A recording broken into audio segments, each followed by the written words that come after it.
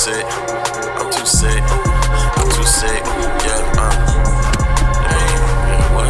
Hey, no. I be like, watch your mouth. They ain't know how far I take it. They ain't know it's my house. Everything I do is to offend. We wanna always get a top 10. But I top your 10. But I top your bins. But I top your M's. But I chop your limbs. Going crazy, put it on my unborn kids. I'm not that angel. Yo, what's good? What's happening? We back. Brand new episode of Black Otakus of the Culture. Of course, it's your boy Chris J. Got the boy Trail Sav out here. And we got Cam on her. Yo. In DC, he's out here doing graphic arts type things and doing projects. So that means y'all fucking with the boy. So keep putting money in his pocket. But I want him to be here either way, but put money in his pocket either way. So shout out DC. But we here, another episode. If you watching us on YouTube, make sure you like, comment, subscribe. If you listen to us, whatever platform you listen to us on, make sure you follow, subscribe. If you haven't yet, share. Let the people know that you rock with us. Put us on, and make sure you copy some merch on utweekingmedia.net, and follow the Twitter page at the Black Otakus. So let's get into it. What's cracking? Where we talk about what we've been watching, playing this past week. Watching, like I said, previous episode. If you have not got the memo yet, we'll be on Black Otaku reviews, where Cam, DC, and all of us on here at random points, but we signed out at random points as well. So, but either way, decent episode for you guys. You want to check it out when Cam drops it later in the week. So, but let's go ahead and get into it. What order you want to go this in? Don't really matter, Cam. We'll start with trying to see, maybe least to greatest. Starting with girlfriend. I was hoping we'll go in this direction. I was really hoping we go in this direction. I know you gonna get your takes off. This week's episode, once again, and I think in the group chat, the best way to describe it. So I started a new job. I ain't gonna tell y'all niggas where, because it's a very prominent business, and I don't need you niggas. Well, it's already said on another podcast. Shit, fuck it. I work at Amazon. Reviews, so I work at Amazon now as a delivery truck driver.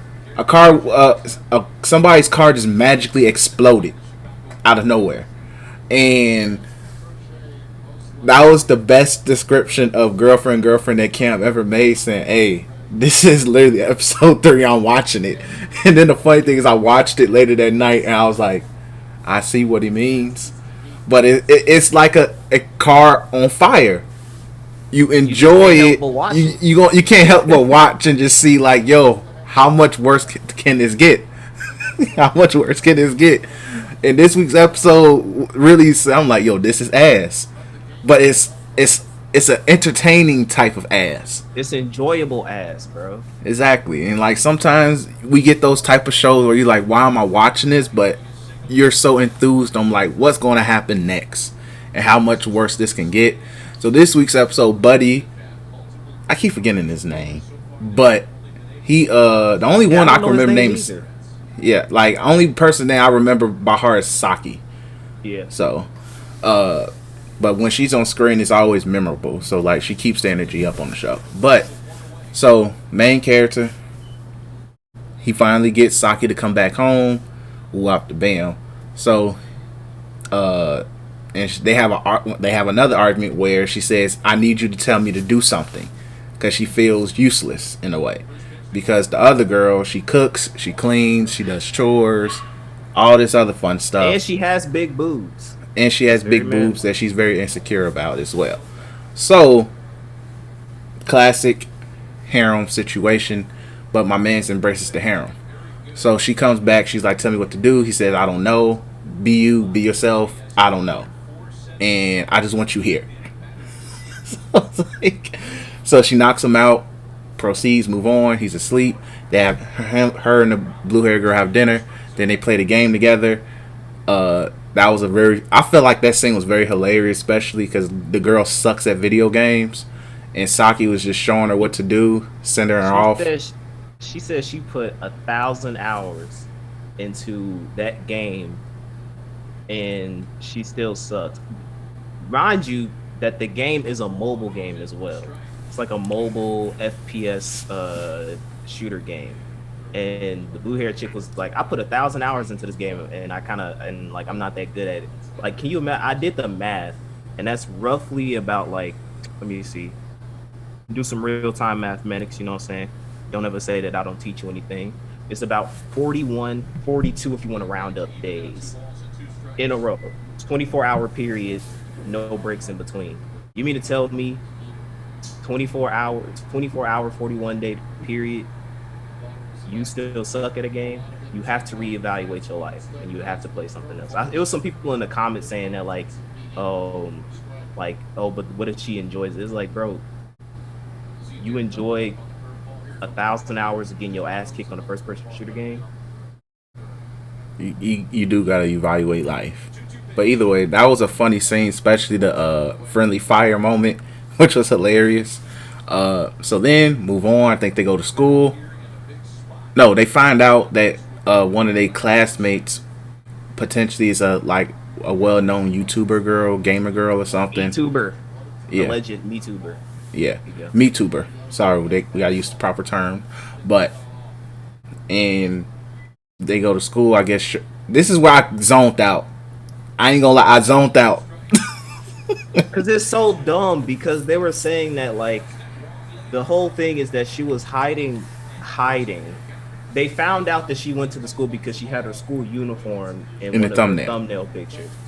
But it's like, it's not like, you know, the whole VTuber movement where like it's Japanese women or women in general, men too, I guess, and like having like these 3D images, and it's like they kind of like raise their voice or conceal their voice. So it's like unless they put their information out on the web, you don't know in real life who that person is. She's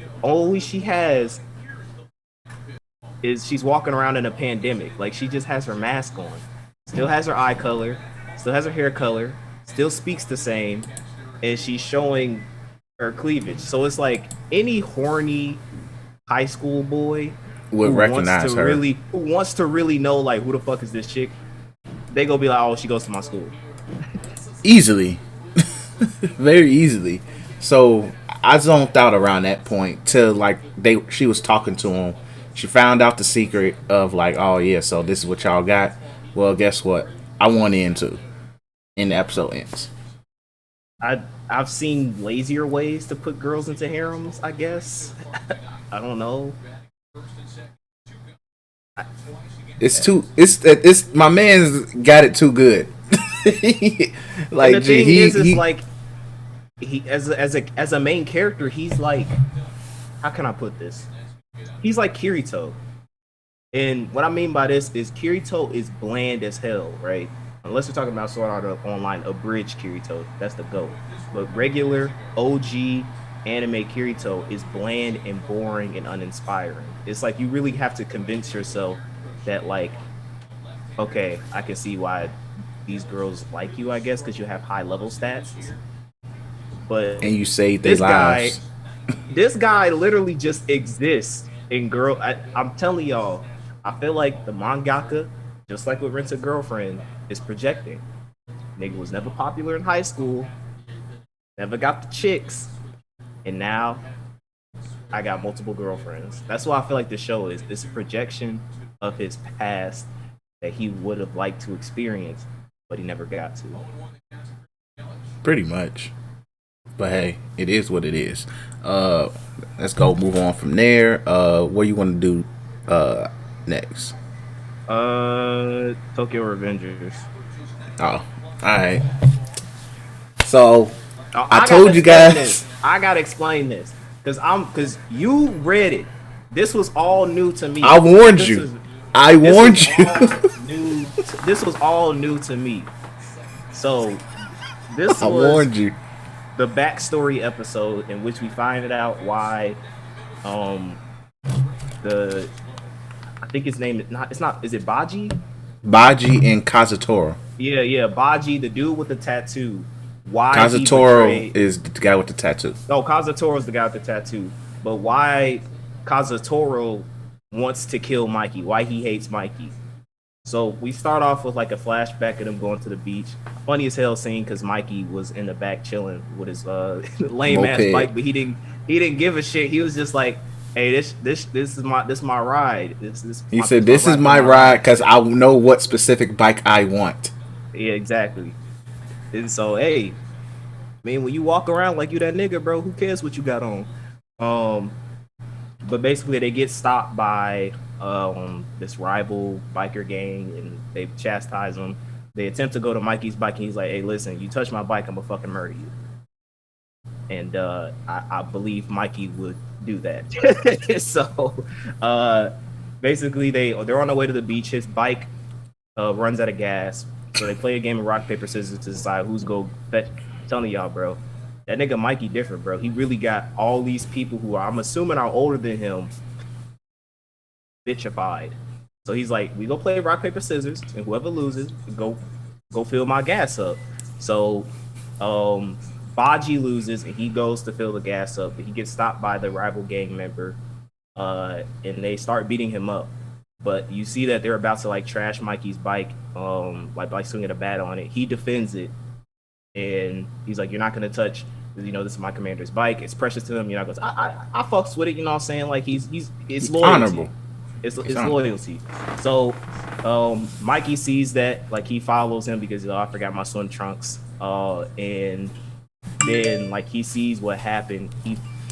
I'm telling you, with each episode, I grow to like Mikey's character more and more. And at this point, he's the main character to me. It's not Takemichi. Takemichi is just there. So he knocks the bike, he kicks his own bike down, and he goes like, I'm gonna fuck you up because you hurt what's precious to me. And he's like, I don't care about this bike, I care about you, my men. And so they both beat the shit out of the rival gang member. Then we cut to a little later on, where Baji and Kazutoro are trying to plan to get something for Mikey's birthday. Now this is when the amber juice starts to get taken into effect. So Kazutoro says, all right, there's this bike shop. This is the bike model that Mikey wants. And let's steal it. Baji's like, no, you tweaking. Like, this isn't, he's like, can you imagine Mikey riding on that bike though? And he's like, all right. So cuts to night. They sneak into the shop. Now, after all the while this is happening, I'm thinking that we're still behind the 15-minute marker, as in we haven't gotten to the actual half where I'm like, okay, damn, bro, what the fuck did Mikey do, bro, man? Because y'all hyped this up last week episode. Y'all ended this on a cliffhanger. What did he do to make you hate him, want to kill him so bad? Damn, there must be some fucked up shit. So they go into the bike house. They go into the bike storage, unlock the bike. Kazutoro walks off. Baji is like, okay, let's get this bike out. Some dude comes in, he's like, hey, what the fuck is y'all doing? Why y'all trying to steal my bike? So Baji's like, oh shit, you know what I'm saying? He looks and he looks familiar. He's like, oh, you look familiar. Like, who are you? And then Baji says a name. I forgot, it's like Sheena something. It starts with an S. And then out of nowhere, Kazutoro comes with a like a wrench or something, knocks that nigga's like clean, pipe that nigga in the head, and he falls over, and pretty much it's like death on impact type instant of death. Nigga bleeding. Baji's like, Kazutoro, what the fuck did you do? He's like, that is Mikey's older brother. This is his shop, and the bike that we were about to rob is his bike that he was going to give Mikey for his birthday. And so Kazutoro is on. He's like, Baji is like, oh shit, what the fuck are we gonna do? Let's call the ambulance. Nothing happens. Kazutoro is there lying on the ground, and in some bootleg DC Joker birth backstory method, he's like, I did this for Mikey. This is all for Mikey. No, it's not my fault. I didn't kill him. Blah, blah, blah. And then he goes like, that's it. I know what I have to do. This is all Mikey's fault. I have to kill Mikey. And so the episode ends with them being arrested. Mikey goes into the scene. He sees Baji. He's like, Baji, what the hell happened? What's going on? Baji is crying. He's like, I'm sorry, I'm sorry. And Kazutoro is like, I gotta kill Mikey. I gotta kill Mikey. So Chris did warn me, dog. Yo, Kazutoro is on par. I don't know who's worse, but he's on par with Takamichi as far as you are a garbage tier character. You mean to tell me that you fucked up? Everything, like Mikey is literally the most innocent person in this scenario. You fucked up. You didn't know your leader's brother. You didn't know the fact that he owned a bicycle shop. You didn't know anything, but you was trying to be into this gang life so much that you wanted to rob. And when everything fell through, you was like, fuck it. Fuck Mikey. I'm gonna kill this nigga. Join a rival gang in the future, and now I want to kill you because he betrayed me. I still don't understand why he wanted to kill Mikey. Mental illness. It's literally illness. and here's the thing. So my theory is, and don't spoil me, Chris, because you might be at the part. I think that, and I'm not spoiling. I'm like I said, super far at this point. Yeah, okay. So like, this is just a theory on my point. I'm thinking that Baji is joining Valhalla's gang because he wants to save Kazutoro. Like he's putting on an act. But see, because they showcased in this episode that Baji has a certain loyalty to Mikey. Kind of like, not necessarily on par with Draken, but like, because he tried to defend his bike and shit like that.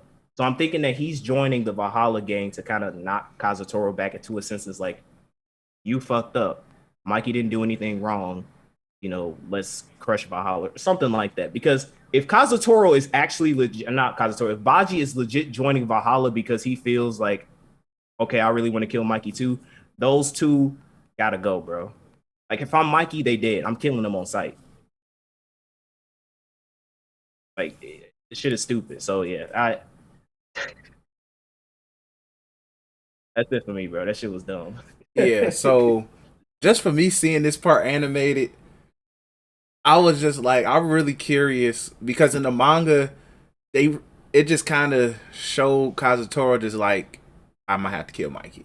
It wasn't just like they dramatized it a lot more. Explaining that whole fucking episode, I still don't understand why he wants to kill Mikey. Mental illness is my only. Datra G. I thought I still don't understand why he wanted. This is my theory, and just like I don't know no killers. I don't know no killers. So as far as I know, I'm just going. This is my theory. And if you're a listener and you know some killers, feel free to comment in the section or message us and be like, hey, tell me I'm wrong. But my idea is, he caught a body. He couldn't take it or own up to responsibility. So in his mind, I have to kill the person who I did this for. I have to kill more to justify the fact that I have to kill more or kill the person who made me who I because I killed for Mike. I did this for Mikey. I killed his brother. Mental illness. I get what you mean. It makes no sense. It's mental illness. It's like you kill. Of course, there's certain reasons people kill. Most, a lot of people are sadistic. A lot of people don't have a care for human life. A lot of people kill off of, being threatened or afraid and things like that. Most people kill from being afraid.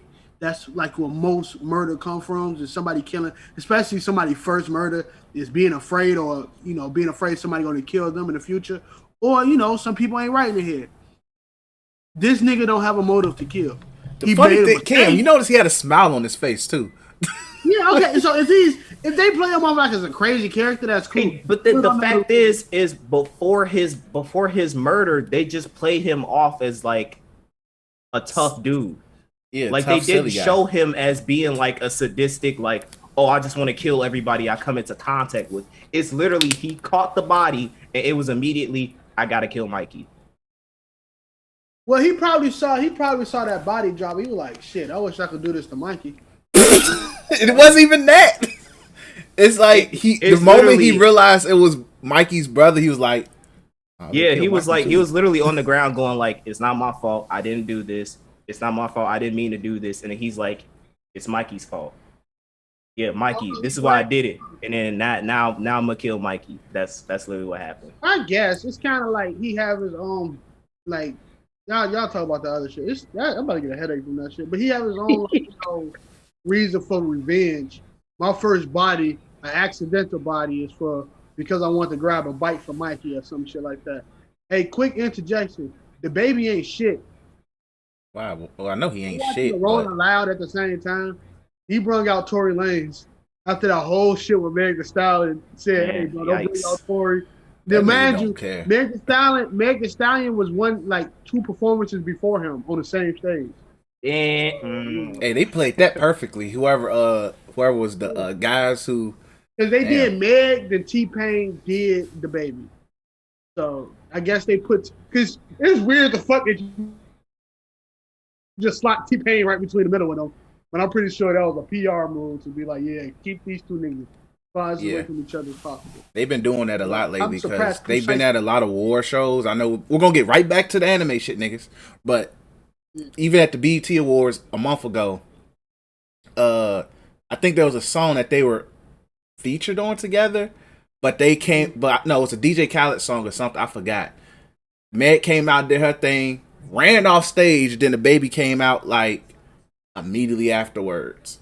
So it was like she don't want no parts of that nigga. Last season of Martin type shit when you can't be on the same screen as each other. But Pretty before much. I go, like Miniature Clown, the Rolling Loud lineup is a bunch of bullshit, bro. Like the way this shit is structured is so stupid.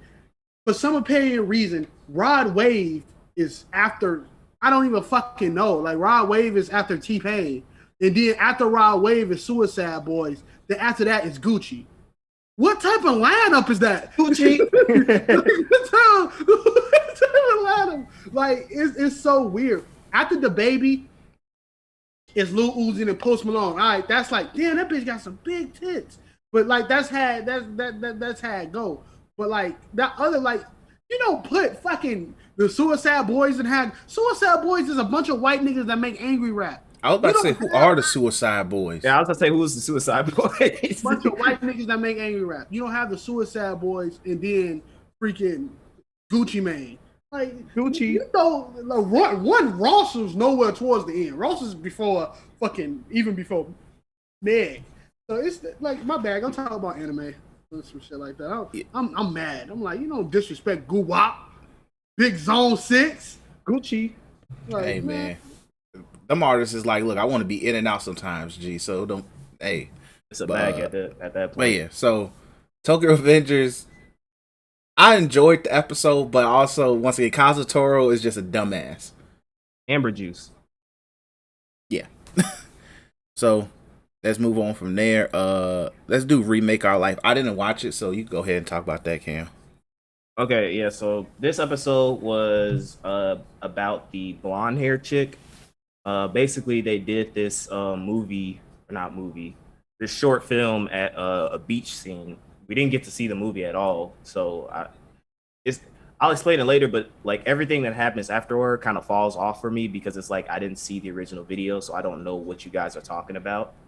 But essentially, afterwards, they're doing the showing where they show all the short films in front of all the classes. They get to the main characters team, and they're like, everybody kind of goes like, that was alright, that was decent, blah blah blah blah blah. And then the next film comes up, and it's like masterful acting and blah blah blah. And then people are off going like, oh wow, this is so good. That other film that we saw sucked and blah blah blah blah. It cuts to the blonde hair chick because she feeling a certain type of way, because she she was the main actress for the short film, and so the conflict of the episode is the red hair chick. She gets mad at the blonde chick because they go to karaoke. She starts singing, and the blonde chick, she has her voice is she can project her voice very well.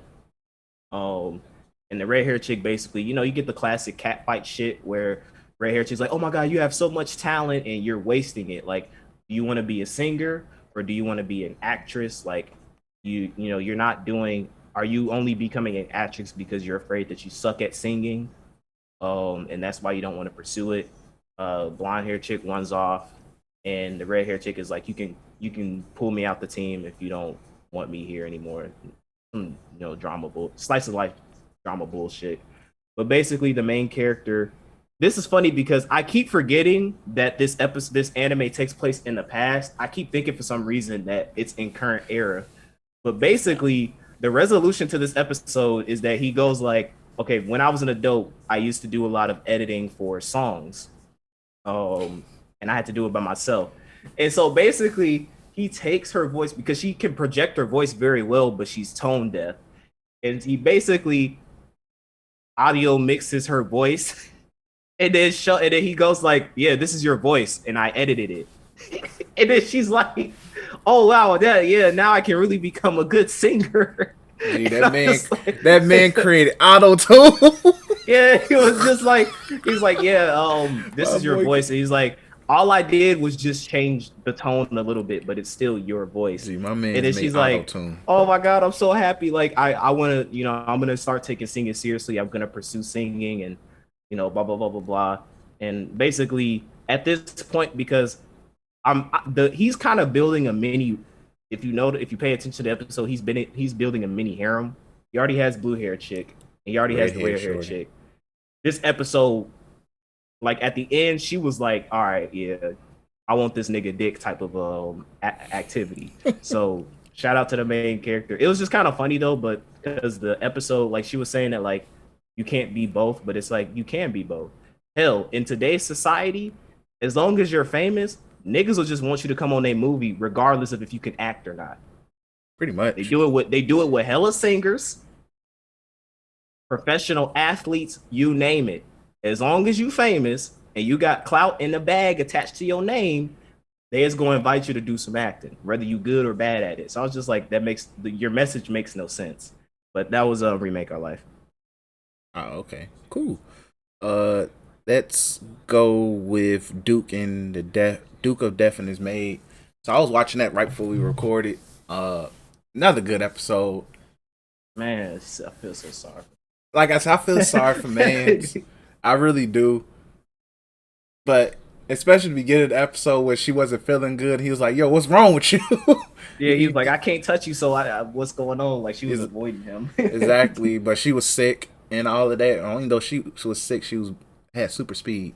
But yeah, so like that moment when he was just tweaking out, but it was like a genuine like, "I care about you. You're not doing the things you used to do." And this is an example of women at its finest. You could point out something's not right, and they're not going to be like, "No, I'm okay," until they be like, "Oh, you was right," or you weren't paying attention to me. Exactly, and God forbid you wasn't paying attention. So it's like, oh my god. So classic case of women 101. But he did the right thing. He genuinely made sure she was okay. Told her, "Hey, lay down, go out the bed." Then had a big snowfall. They play in the snow, snowball fight. Shout out to the fact that the snowballs don't kill, because I was really concerned at that point, but it is what it is. Oh yeah. I was like, gee, like good thing snow throws is the not snowballs like, and then she just disintegrates. I'm like, end the show. It was a great show while it lasted. Now he's a murderer. Anyway, so that was a nice little scene. In the midst of that, she lost her earring. He goes back out in a snowstorm, goes to find her earring. He passes out. Some witch pops up, saves him. Witch name is Cuff. That's a random ass name. She's trying to get cuffed. Hey. So of course, reason why my man's kills whoever is alive because he was cursed by a witch. This is interesting now. So he's like, "Hey, yeah, can you help me?" She's like, "No, I can't. I don't know nothing about this curse. It is what it is." But they also give a little background of like how witches are treated in this world and the sort. Same in real life. Same in real life. Like, hey, burn them bitches. But so yeah, so little backstory given there. Cuff is a half human, half witch type situation, so she don't know where she belongs. There was some other nigga she was with. They got separated at some point. So yeah. So they have conversation. They walk the bam. Then he says something about. He says something. You must be fond of him. Yeah, you And must then be she fond like of she her walks friend. off in like an embarrassed way. And Yeah, then like that's she it. walked off, and this is the funny thing about like the 3D anime shit is how, because they must use the same damn program, because it was like this on this is Netflix anime that was decent, I like, and they did the exact same sad walk animation. She just opened the Oh. window and just flew away, turned into a bat looking thing and flew away. It was funny. So then uh just ended well, another scene happened. Shorty was in looking at the snowman, and then dude walked up, and then yeah. She remembered that like she was getting bullied, and then he came up and he was Oh, like, and I think defended her. There we this go. is before he was cursed, and he was like, yeah, you know, don't mind my friends, they're assholes, you know what I'm saying? You look very beautiful in the snow, you look like a snow fairy. And then the episode ends. And he's like, no, he notices that like when he walks up to her with the umbrella in the snow, she has this look of disappointment, and then that's why I like him, because he knows he catches up on the moments. He's like, she was disappointed because I didn't hold her in my arms, type of He's situation. I was he's like, a realistic character in the sense of this is somebody who actually knows how to treat a woman. He just can't do it. he So can't do it. he's realistic in that aspect, and I respect him. I So yeah, respect him. so basically, yeah, the episode ends with them going back into the mansion, and then the after credit scene. Basically, they're like back in like his library or study room or whatever, and then he says that like, "Oh, you look beautiful in the snow. You look just like a snow fairy." Like when he told them when they were Yeah. kids, and then like she laughs and the episode ends. So yeah, really good episode. Again, I feel bad for mans, G. Like you can't do openly nothing about it, bro. love Shorty. She openly loves you back, and you can't touch her physically, G. That's tough. Feel bad for mans. Like I really do feel bad for mans. The instant that curse is over, regardless of the location, bro, Do what you got to do, G. If you get in prison pound for town. indecency, it is what it is, G. Go crazy, G. She's a real day one. So, but yeah, so that was that. Sunny Boy, I watched it, but G, I had to rewind so many times because I got so confused. So Cam, I'm gonna This let. I think you might you might want to help me out. Yeah, Here, G. yeah. So this was okay. This episode was what I kind of feared watching the first episode. This episode screamed. This episode screamed, and I call them. It's a terminology I use to describe when somebody tries to sound smart, but you're not. I call them theology Christians. For those who don't know what a theology Christian is basically um somebody who's forced to go to church all their life. They go to college, separated from their parents, so they no longer are forced to go to church. They attend one theology class, and now they know all there is to know about the world. This episode felt like that. It felt like you were trying too hard to be so philosophical. Everything that you were trying to portray fell flat to me. Like it was just so like a summary is basically they're in this new world. It's revolved around I forgot her name. It's like Mizuha or something like that. Oh, because like I'm not gonna lie, this is one of those animes. Like, remember when we talked about Attack on Titan, where everybody like has blonde hair and shit, and they all look like Armin. This is one of those Yes. animes that like aside from like the main character, Middle Eastern folks, like Everybody looks alike. everybody, Starboy. everybody And looks Starboy. away. And Starboy. Starboy is one of my favorite characters. I just like how he just talks shit. But basically, um, she, her power, I guess, because they didn't say this in the first episode, but like through context clues, her power is that she can order anything. She can order anything online and it instantly gets delivered to her. But one of the students came into her castle because I guess she ordered a castle, that she lives in, separate from everybody else. They're all like living on the beach area. So one of the girl students comes in, she steals some of her supplies, and she walks off. And then she's using like the lipstick in one of the scenes later, and it catches on fire. It's like blue flames, and her tent burns down. And so they're like, why, these fires are starting to happen all over the place. Like, what is going on? This is the part of the episode that I actually really do like, them establishing the world's rules and stuff like that. That's actually the most intriguing Yeah, part of it. that I was able to understand. Yeah. The other plot. Yeah, so basically, what ends up happening is that the main character sees that the chick who can order anything. I'm gonna call her Mizuha. I don't know if that's her real name. So if there are any Sunny Boy stands, I apologize, but I'm just gonna call her Mizuha for now.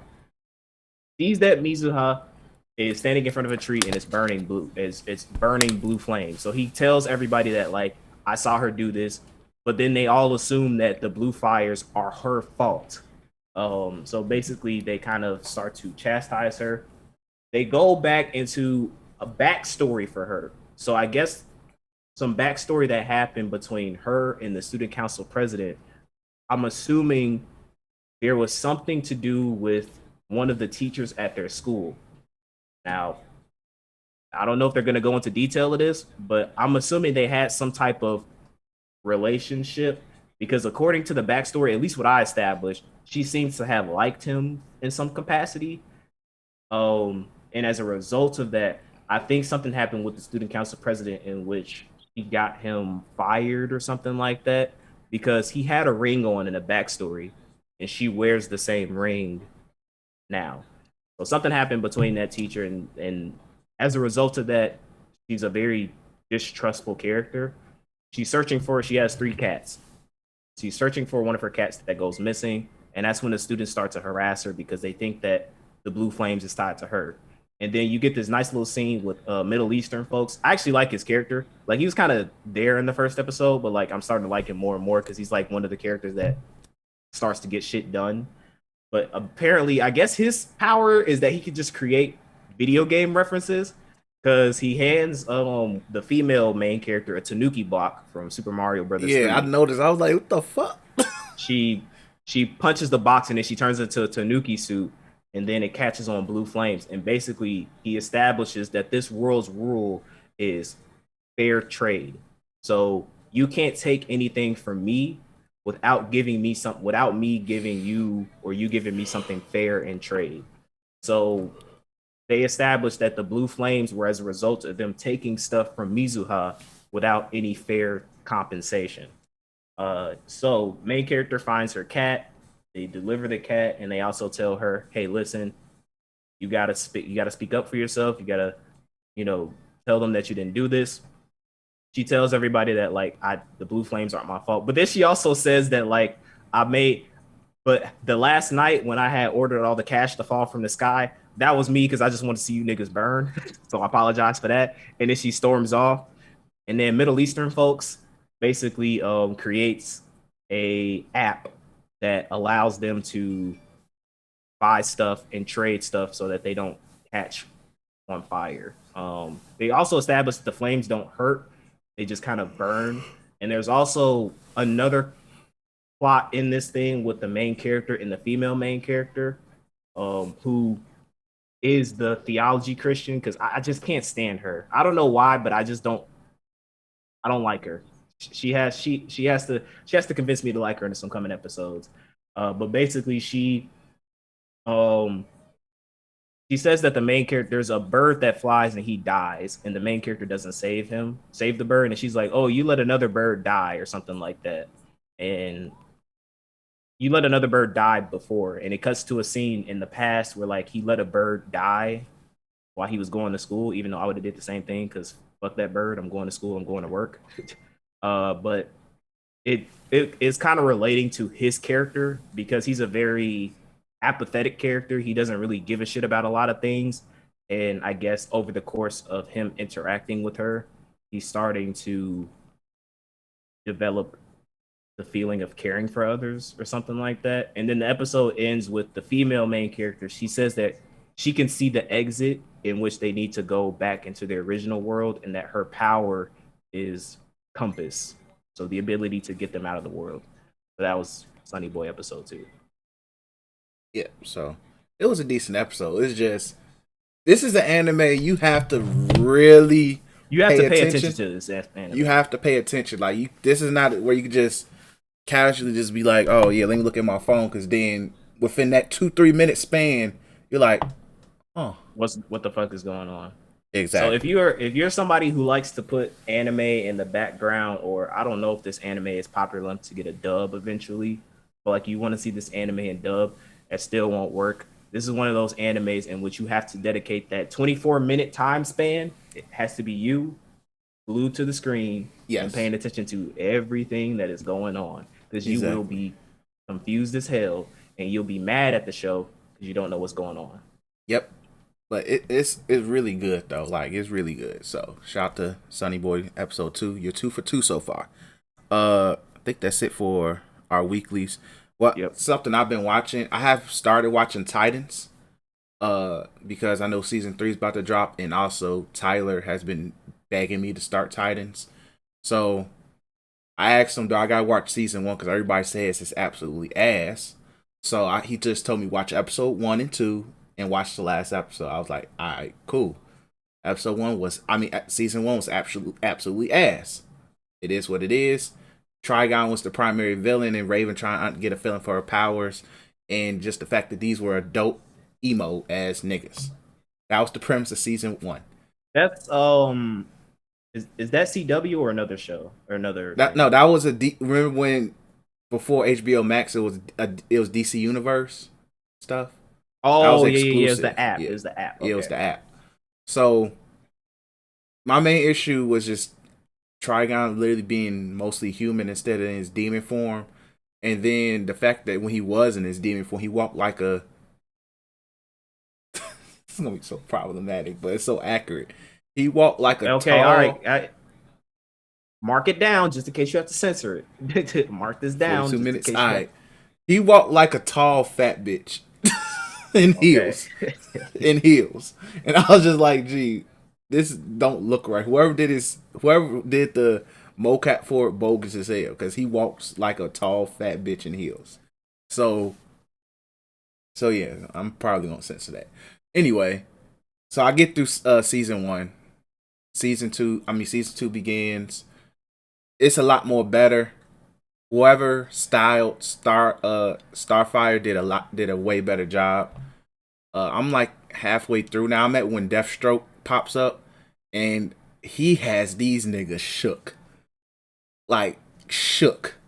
And it's funny as hell because so it's 2 Titans teams. You got the original Titans that Robin kind of had before Deathstroke whooped their ass and made them break up, which is what they're really explaining now. And then you got the new Titans, which is technically Robin. Well, okay, Dick Grayson. The old Titans is Dick Grayson, some nigga named Hank, some white bitch named Rachel, and Wonder Girl. Then you have the new Titans, which is Dick Grayson, Jason Todd, Starfire, Raven, Beast Boy. So pretty much the team that we're most familiar with. So old Titans pretty much scared because Deathstroke coming for that fade. He kidnapped Jason Todd. Jason Todd is really an asshole on here, and I love him. And he's just hood, baby. Hey, and I can't wait to season 3 when that nigga gets beat by the crowbar. But anyway, so pretty much it's just Deathstroke got these niggas shook, and it's funny as hell. Like Deathstroke literally killing niggas. Dr. Light was doing his thing for a little bit, then Deathstroke killed that nigga with a simple pistol. Everything about it so great right now, and Deathstroke just has problems with Dick Grayson because he's whatever problems he has with him, he has big problems with him, and he wants his fade. Blade. Exactly. So if I just want him to beat his ass like how he did on the cartoon. That's what I'm looking forward to. I just want him to beat his ass. And Starfire has a nice little storyline because some nigga from her planet's coming back to tell her come home, and she's like, "Fuck that shit. I don't want to go home." And this nigga's robbing jewelry stores for her and shit. So he's on some simp shit. So fuck, dude. Raven. Are they doing the whole relationship with Dick Grayson and Starfire in this show? No, I don't. They really seem strictly friends. Like Starfire, in a way, is more. It's like they have her having more of a relationship with everybody, but like right now, she's really close to Raven because Raven's having issues with her powers and shit, and she's insecure. Beast Boy's just useless. That nigga's useless, and it's funny as hell. Like he hasn't turned to an animal and done nothing amazing besides growl, and niggas make fun of him for it because he does nothing but growl. So, but yeah, so it's season 2 is really decent. It's getting better. The Deathstroke shit got me really interested because I just like seeing villains just have niggas shook. That's my thing, and it makes him a good villain. So Titans has been really season 2 has been decent. So I have really no major issues with it. So we can go ahead. Oh, you got gaming impressions, Cam. Yes. So a brand new indie game just released called Chris Tales, or Crystals, basically play on words.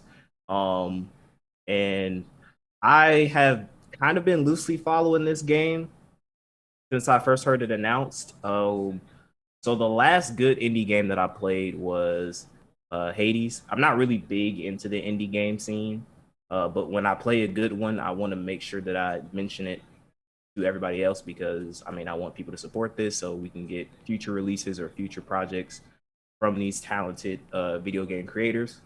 And I do believe that Chris Tales, I don't know. I think that we could potentially see Chris Tales in some awards at the end of this year because I genuinely do like this game. So a little bit of context. You could kind of call this game a spiritual successor. The way they promoted this game is that it's a JRPG, but it was developed by Americans, I think. But they were inspired to make this game from Chrono Trigger. And for those who don't know what Chrono Trigger was an old SquareSoft game. So this is before Square became Square Enix. This is back before the PlayStation 2 days. So this game was made for like the SNES. But Chrono Trigger was basically a game in which you played this character that went through various periods of time for like prehistoric age, present time, futuristic time to basically stop this cataclysmic event from happening. And stuff happened. I will say this one thing before I continue on with the video game impressions. So Chrono Trigger did something very unique that I've never seen any other game do that had the balls to do this. So you play as the main character. His name is Chrono, obviously. And so through like close to the late game, there's this thing that happens where after you beat this boss fight, the main character dies. And the game actually, you can continue on the game all the way up until the end, and the main character never comes back. You don't have to bring him back. The game just treats everything like it's normally. You beat the boss and you can get endings. They make it completely optional. It's like an optional long side quest chain in which you have to get this item that brings back the main character. But all of that is completely optional. You can go throughout the rest of the game and never bring back the main character. And I've never seen any other game in my years of playing games that had the balls to just go like, hey, this character that you've been controlling, that you've been building up experience for, and also this stuff, we're just going to kill him off. You don't have to get him back. You just continue on with your game normally. They did the same thing with the sequel, Chrono Cross. It was a little bit different where the main character became one of the villains and you have to do a side quest to bring his original body back. But I say all this to say that if you are a tried and true JRPG fan, I highly recommend you play Chrono Trigger for yourself. It's very easy to get an SNES emulator on your phone and just pop that bitch in. It's a very good gaming experience, and I recommend it. But back to Chris Tale. So Chris Tale is essentially, you control this main character. Her name is Chris Bell. She's from this village called Nareem. Essentially, she's an orphan. Go figure. She's a protagonist of a video game. She can't have parents. But basically, what happens is that she's picking roses, and all of a sudden, this frog wearing a top hat steals the rose. You chase him down, and you wind up in this cathedral where all of a sudden she gains the ability to see the past, present, the present, past, and future all at the same time. And the way they do this in the game is I recommend people actually go out and check some kind of scenes of gameplay. They do it really well. So like your your screen is like split three ways, like kind of like a triangle, in which the left corner of your screen is the past, the middle screen is the present, and the right hand corner of your screen is in the future. So whatever area you're in the game, it shows you can see the area and how it looks in the present, past, and future. It's really really cool, and especially how they kind of blend it into gameplay. So in terms of, it is a turn-based RPG. So it's basically in the battle, the main character Chris Bell has the ability to manipulate time, so she can turn things into the future, or she can turn things into the past. So what can happen in battle, and the way they do it is so brilliant. So say for instance, I cast poison on an enemy. I can use Chris Bell to manipulate time and transform it into the future. And what will happen is that the enemy will take a shit ton of damage, because it basically accumulates all of that poison damage into what it would be like if they were in the future. You can manipulate it so that you can turn enemies back into the past. You can do something into the past, like apply poison, apply fire damage, and then bring them back into the present, and you can do a lot of damage. So it's a lot of really cool strategical things that you can do in battle by manipulating time and kind of playing with your enemies like that. It's really cool. Story wise, they do it well with side quests as well, where say for there was this side quest that I completed recently that kind of stuck out to me, where it was basically in this town.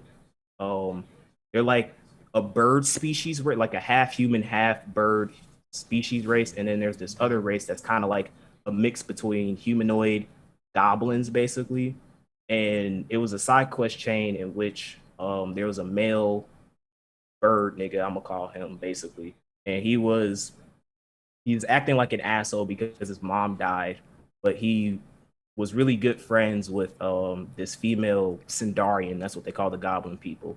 And so yeah, it's a lot of kind of, there's a lot of cool references in the game. There's for people who know about Final Fantasy, and they know about the soldiers, Biggs and Wedge, they're a reoccurring theme in Final Fantasy games, and they actually have them as like soldiers in this game. It's pretty cool. But basically, in that quest, you bring something to remind him to, like, hey, be nice to this girl because you used to like her in the past. And then what they do is that they show you that in the future, they show how they look like in the future, and they show that they get married and they're in love. So like it kind of changes the way that the future looks in the current city.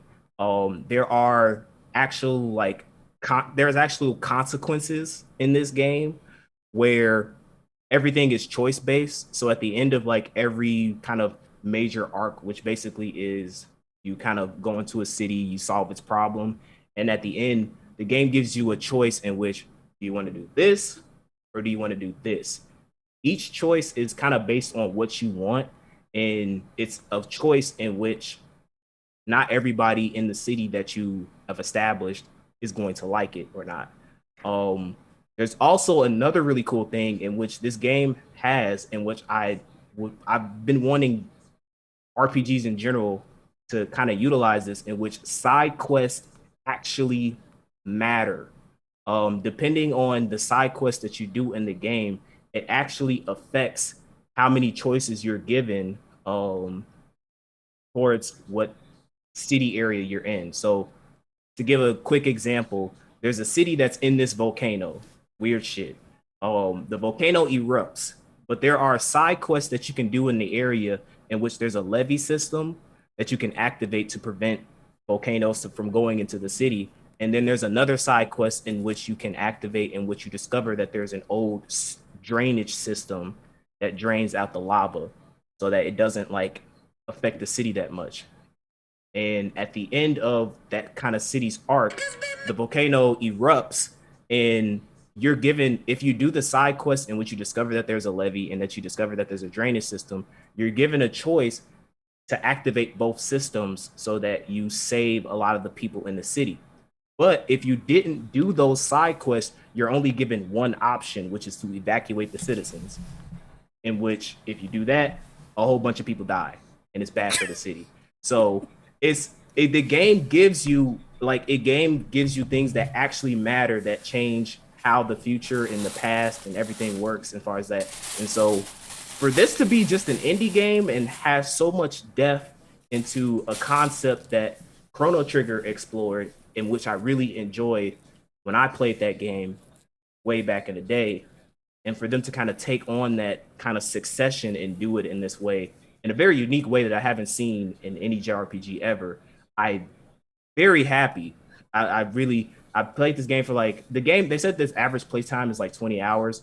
I'm way past that just because I like to kind of take my time and see everything I can do within the game before I move on to things. But I will say, all in all, I'm kind of towards the end game, so I can kind of give my overall impressions and slash review. I really recommend this game. If you are a huge fan of JRPGs, turn-based JRPGs, you're going to love this game.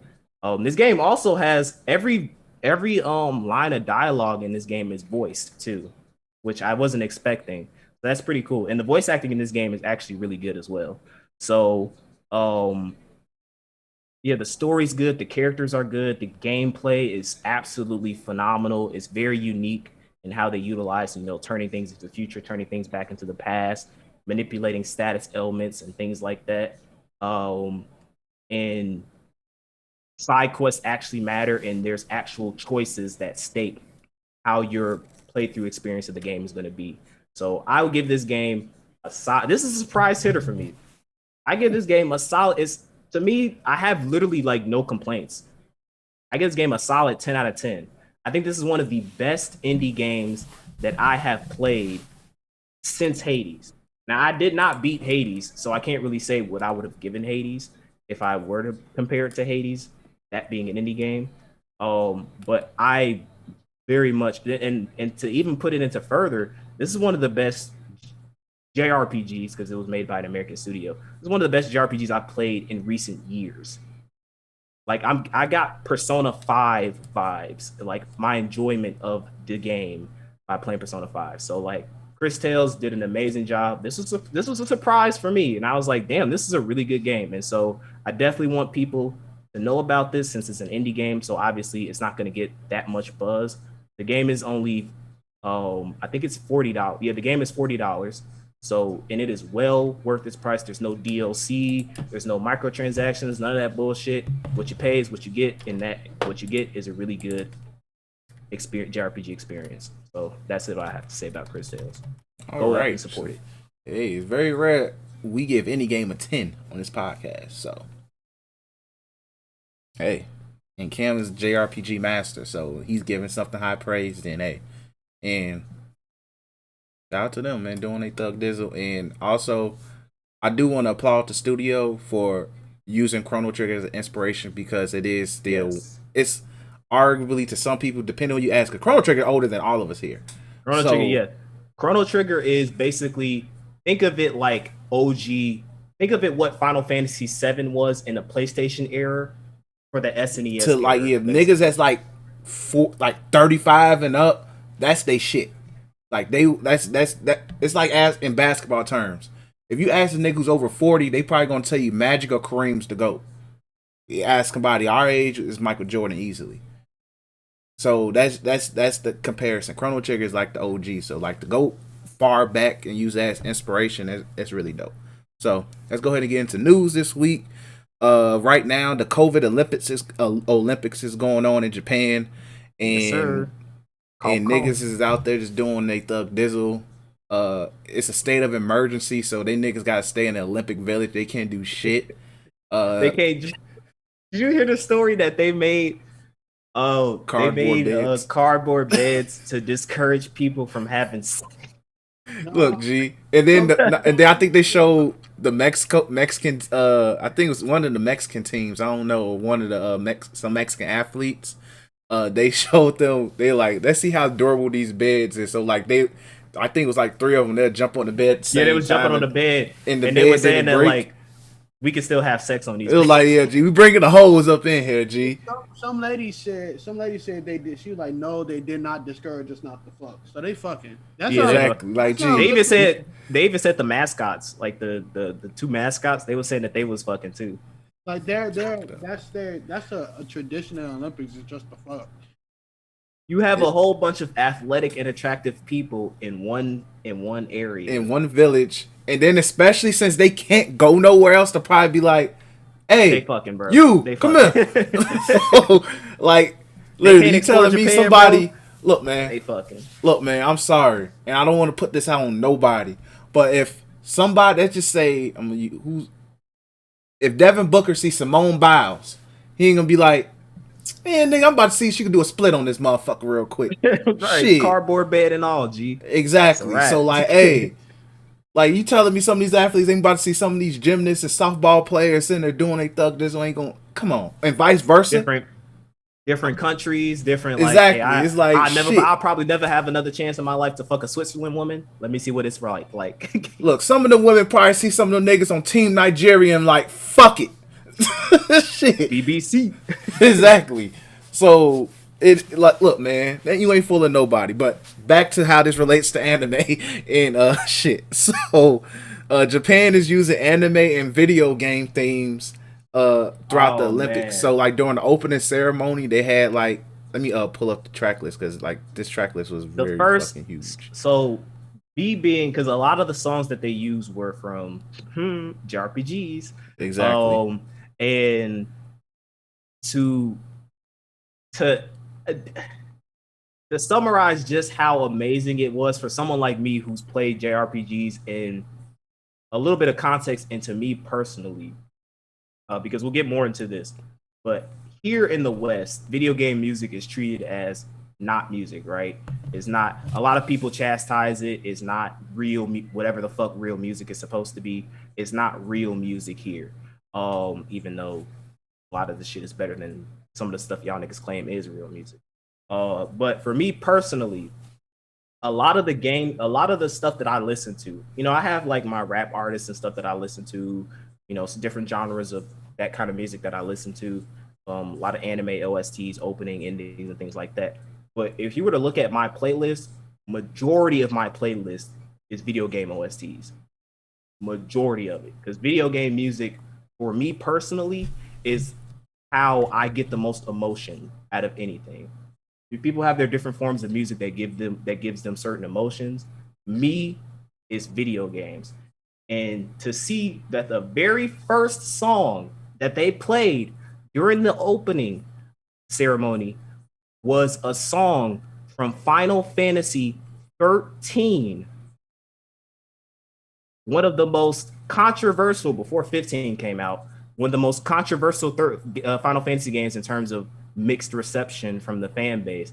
And to see that the first song they played was a boss music track from Final Fantasy 13, dog, I was like, yo, this is fucking amazing.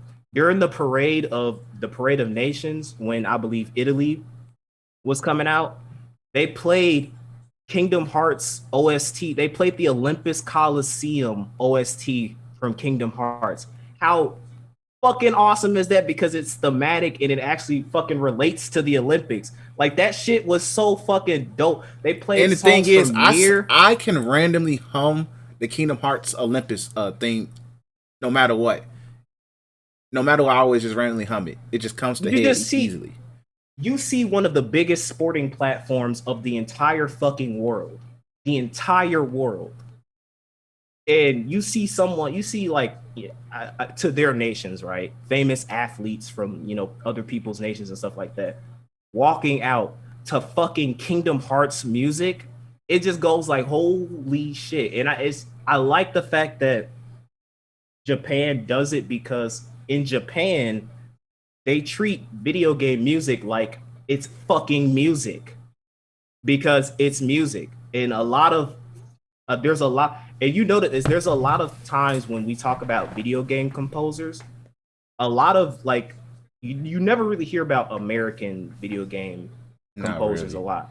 But the reason why when we talk about video games and how some people go like, oh, this song was made by this Japanese composer is because they're famous in Japan for that. It kind of like how like when it comes to anime music, how like a lot of the openings and endings that we hear is not like specifically, sometimes they are tailor made for that anime, but a lot of them are just songs from their albums that they just use on the anime.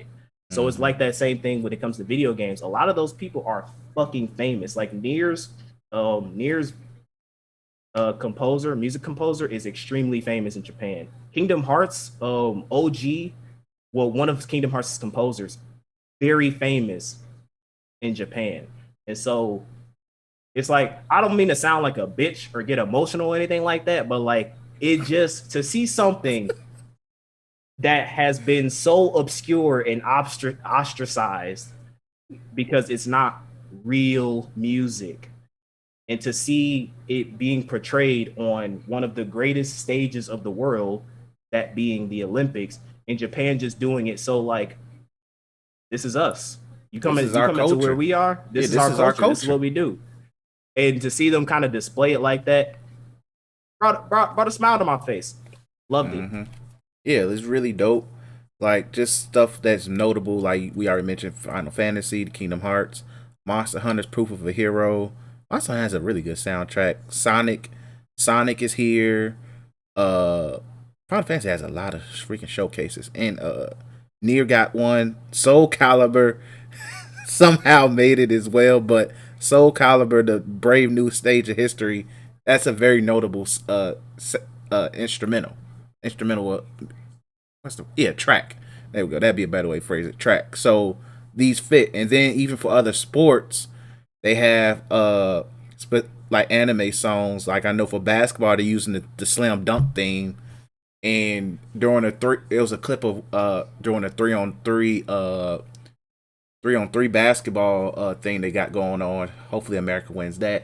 But one of the girls like, "Yo, this is from Slam Dunk." So it just shows like athletes like, yo, I remember this shit like that. Volleyball has Haikyuu's OST. Man, and I saw that shit. Yo, I really did. Look, man, that's just fire. Archery has type of way, bro. Damn. Yeah. Archery has Attack on Titan, which is interesting, and for some reason, judo has Ghost in the Shell. So like the fact that a lot of lit tracks in that show. Yeah. So just the fact that they're using like anime openings or just like themes, OSTs is really freaking dope. And like Japan is doing a really good job just showcasing the culture, despite the fact that they in a state of emergency because the Delta variant ain't no bitch. And he's saying y'all gonna put some respect on my name. So either way, I got my own opening ending I want to show y'all. It's called Death. But yeah, so hopefully, once again, prayers to the athletes and also Japan as a whole. Just make sure y'all just be safe out there, because once again, this is another thing we are underestimating. These are some of the greatest these are some of the peak human beings we have representing our countries, and they might be able to overcome this version of COVID. It just means COVID gonna get stronger because of that. Oh yeah, because it's gonna mutate and go like, oh, I can't compete with the best of the best. Hold on, let me do this. All right, it's going. All right. Super Omega Delta variant. And now it's like, well, if you're not peak human form and peak human condition, you might get your ass beat. So yeah, so I don't want that to happen. A part of me also kind of, I know this won't happen, but a part of me just kind of wants, this is just pure fantasy, but I would just love if they gave Japan a redo, like in the next 4 years or 8 years or something, give them a chance to host again. So yeah, like Japan didn't even get a fair shot. They didn't get a fair one at all. Another fucking, boy, the way the Olympic Committee do, G, they denied fucking Chicago. They left. Rio de Janeiro has The never funny been, thing is, this would have been the year we would have had it. Oh yeah, I remember that. Yeah, but Rio de Janeiro never been the same after the Olympic Committee left, bro. Yeah. The way they leave fucking cities and countries and shit, bro. You will probably be 62 by the time Japan. That shit don't matter, bro. Rio, the biggest tourist destination in the world, they left that motherfucker high and dry. There's more crime there now than there was ever before. Like They don't do nothing. They didn't do nothing with the area afterwards. Like if you don't have something to do with that, like at least they were trying to sell off. Look, Washington Park is going to be the Olympic Square, so they were going to already do what they wanted to do at Washington Park leading up to it. The reason we didn't win is because they literally said that the reason we didn't win because we had an Olympic in the United States like 20 years ago. So which was Atlanta. The chances of us like getting another one, well, we can get another one, but the chances of Japan getting another what would the Olympics be in Chicago? They'll fuck shit up. They would have fucked shit up. They would have fucked shit up. That's what would have happened because they would have definitely used the United Center and the Soldier Field. But Washington Park was an area that they were going to gentrify to hell. I think they would have built. I think no, they was building shit. They were building shit. That's why the plan was Washington Park to be Olympic Square. Yeah, but I mean, like, I don't think they would have used United Center. They was like building. I remember looking at the scoreboard like building. Cause you imagine being an athlete and you live in Washington Park and they say, okay, we got to see you all the way to United fucking Center, then back. Then like going, hell no, that shit dead. And then let's take you to the south side of Soldier Field. Then we're going to, I mean not south side. Let's take you to fucking whatever. South Loop. Yeah, it would have been a lot. It would have been good except for like the jobs for the 6 months niggas want to have jobs.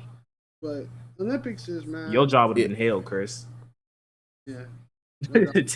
Okay. All you and did have just been dealing with traffic and more cars blowing up from terrorism. I'm glad I don't have to deliver in the city, G. That's all. I'm happy, G. Even though fuck him in Indiana. But that's a different story for a different day. But let's go ahead and move on. Dragon Ball Super movie news. Datra, I'll let you handle that. It's really nothing too big. Dragon Ball, they did a teaser.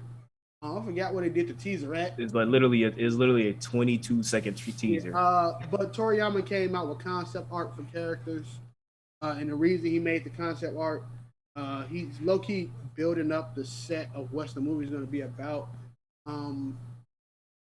He showed that Piccolo actually don't live in a tree outside. He actually has a home, which a lot of fans suspected that Piccolo was homeless, which is honest to God, I thought he lived on Kami's Lookout. Me I too. thought that they established that. He just don't spend time there. He just fucked it. He got like a house in the middle of the mountains, where it looked like a battle would be taking place. I think that's a comment. So the movie might take place on Earth again. Shout out to them niggas at home. Will be full of earthquakes from Goku beating the shit out of somebody. But we also get aged up Pan. Oh well, Piccolo's design will fit more of his manga design, so he's a little bit more colored. His shoes are a little bit more fitted. Shit, I don't know. That's what Toriyama said. He said he wanted his shit to be like the manga. Colored folk boy. That's what I'm naming the episode. Piccolo's a lot more colored. Piccolo's a lot more colored. From that, we got aged Pan.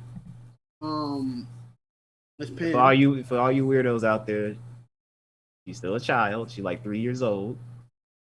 Yeah, I believe she's like I think she said like preschool setting or something like that. Yeah. We got Krillin in his most cop OP outfit. kindergarten out of there. Shout out to Krillin in his cop outfit. You got some skinny ass legs for some apparent reason. Thought you was swole, my nigga. But the title of the movie is Dragon Ball Superhero. I don't like the title. That shit is ass, dog. That shit is ass. Like Dragon Ball Superhero. I'm pretty sure it's translated different. And then for us, it's superhero. But for they gotta them, change that. It's probably like one of those project titles. Like that's not like the final. I think that's it. It come out in 2022. I don't think that's a project title with that. That's a title. Project title would have been like Dragon Ball quotations superhero.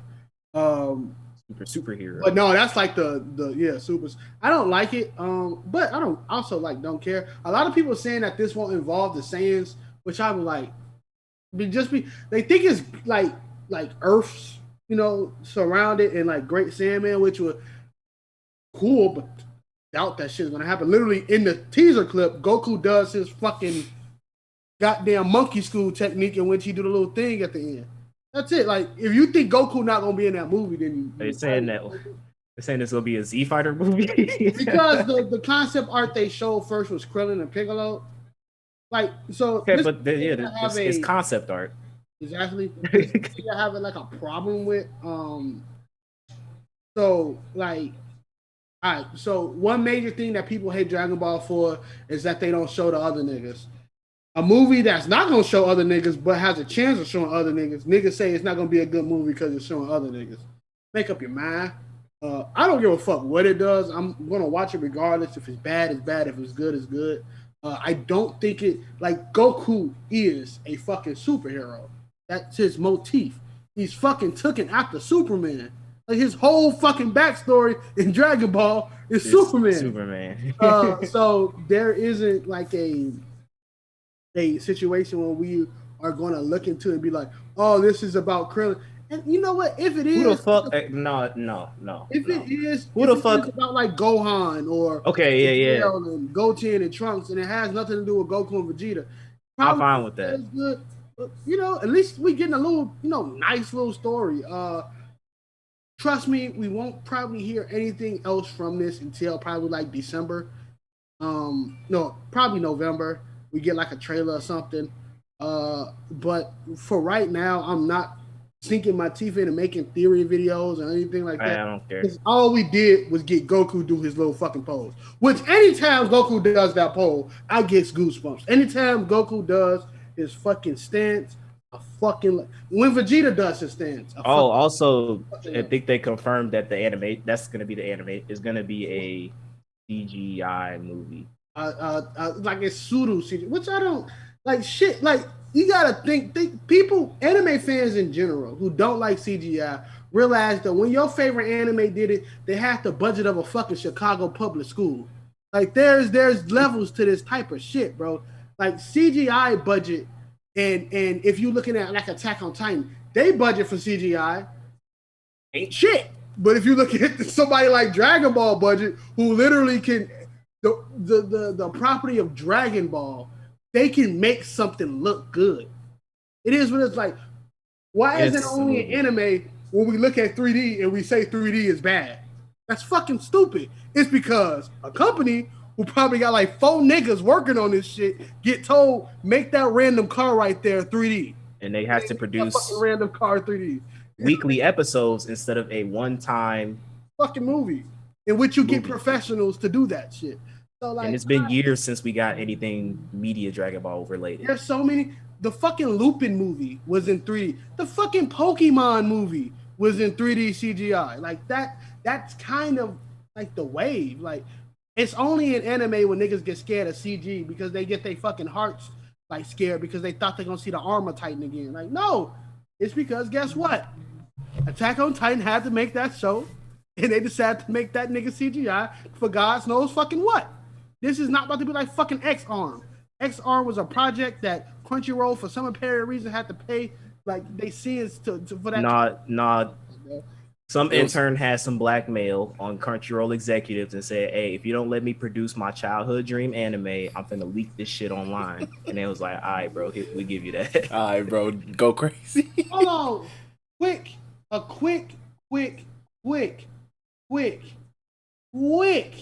clown.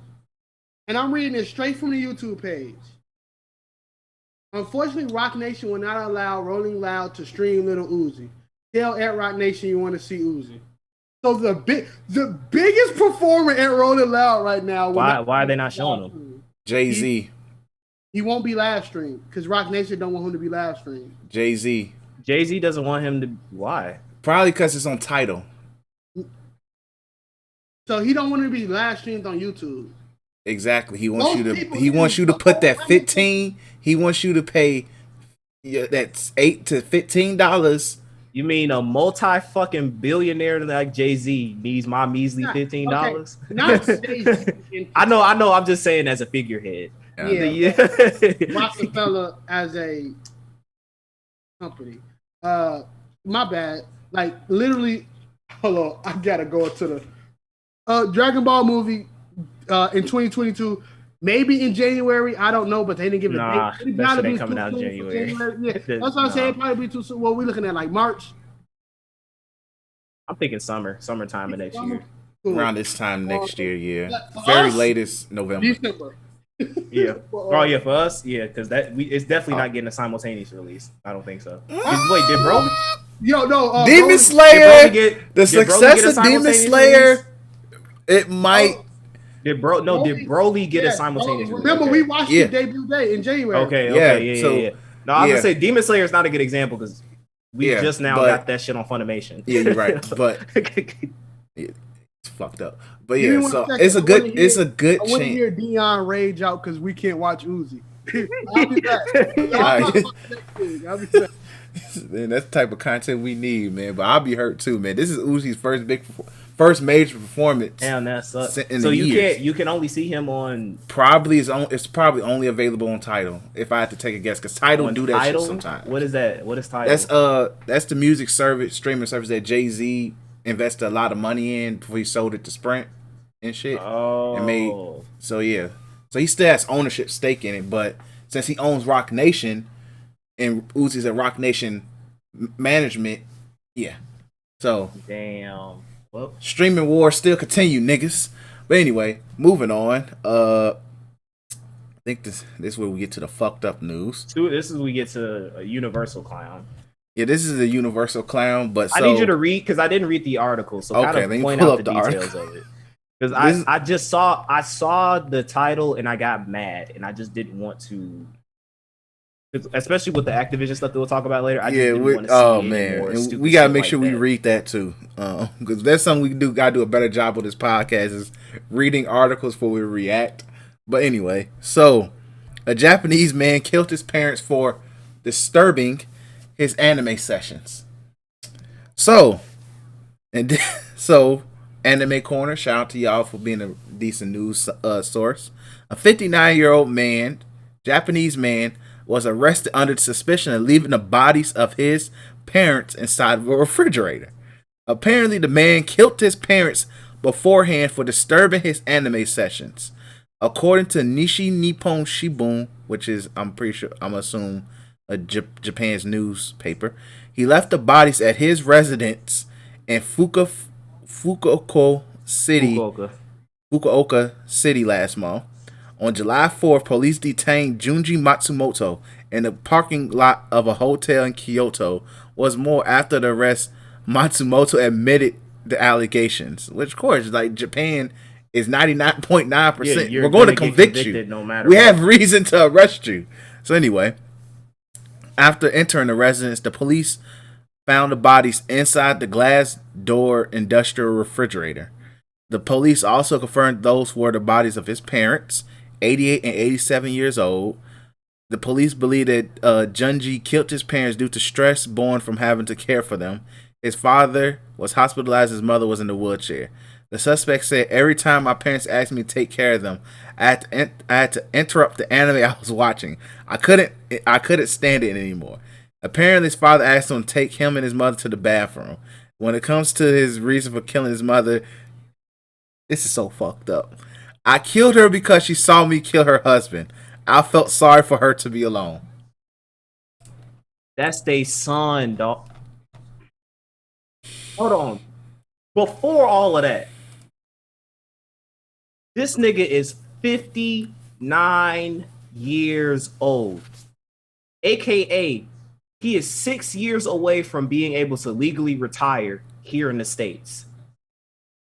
Now, recently, I was going to say this as one of my goats, but it was my dad's birthday on Monday, and he turned 50, half a century.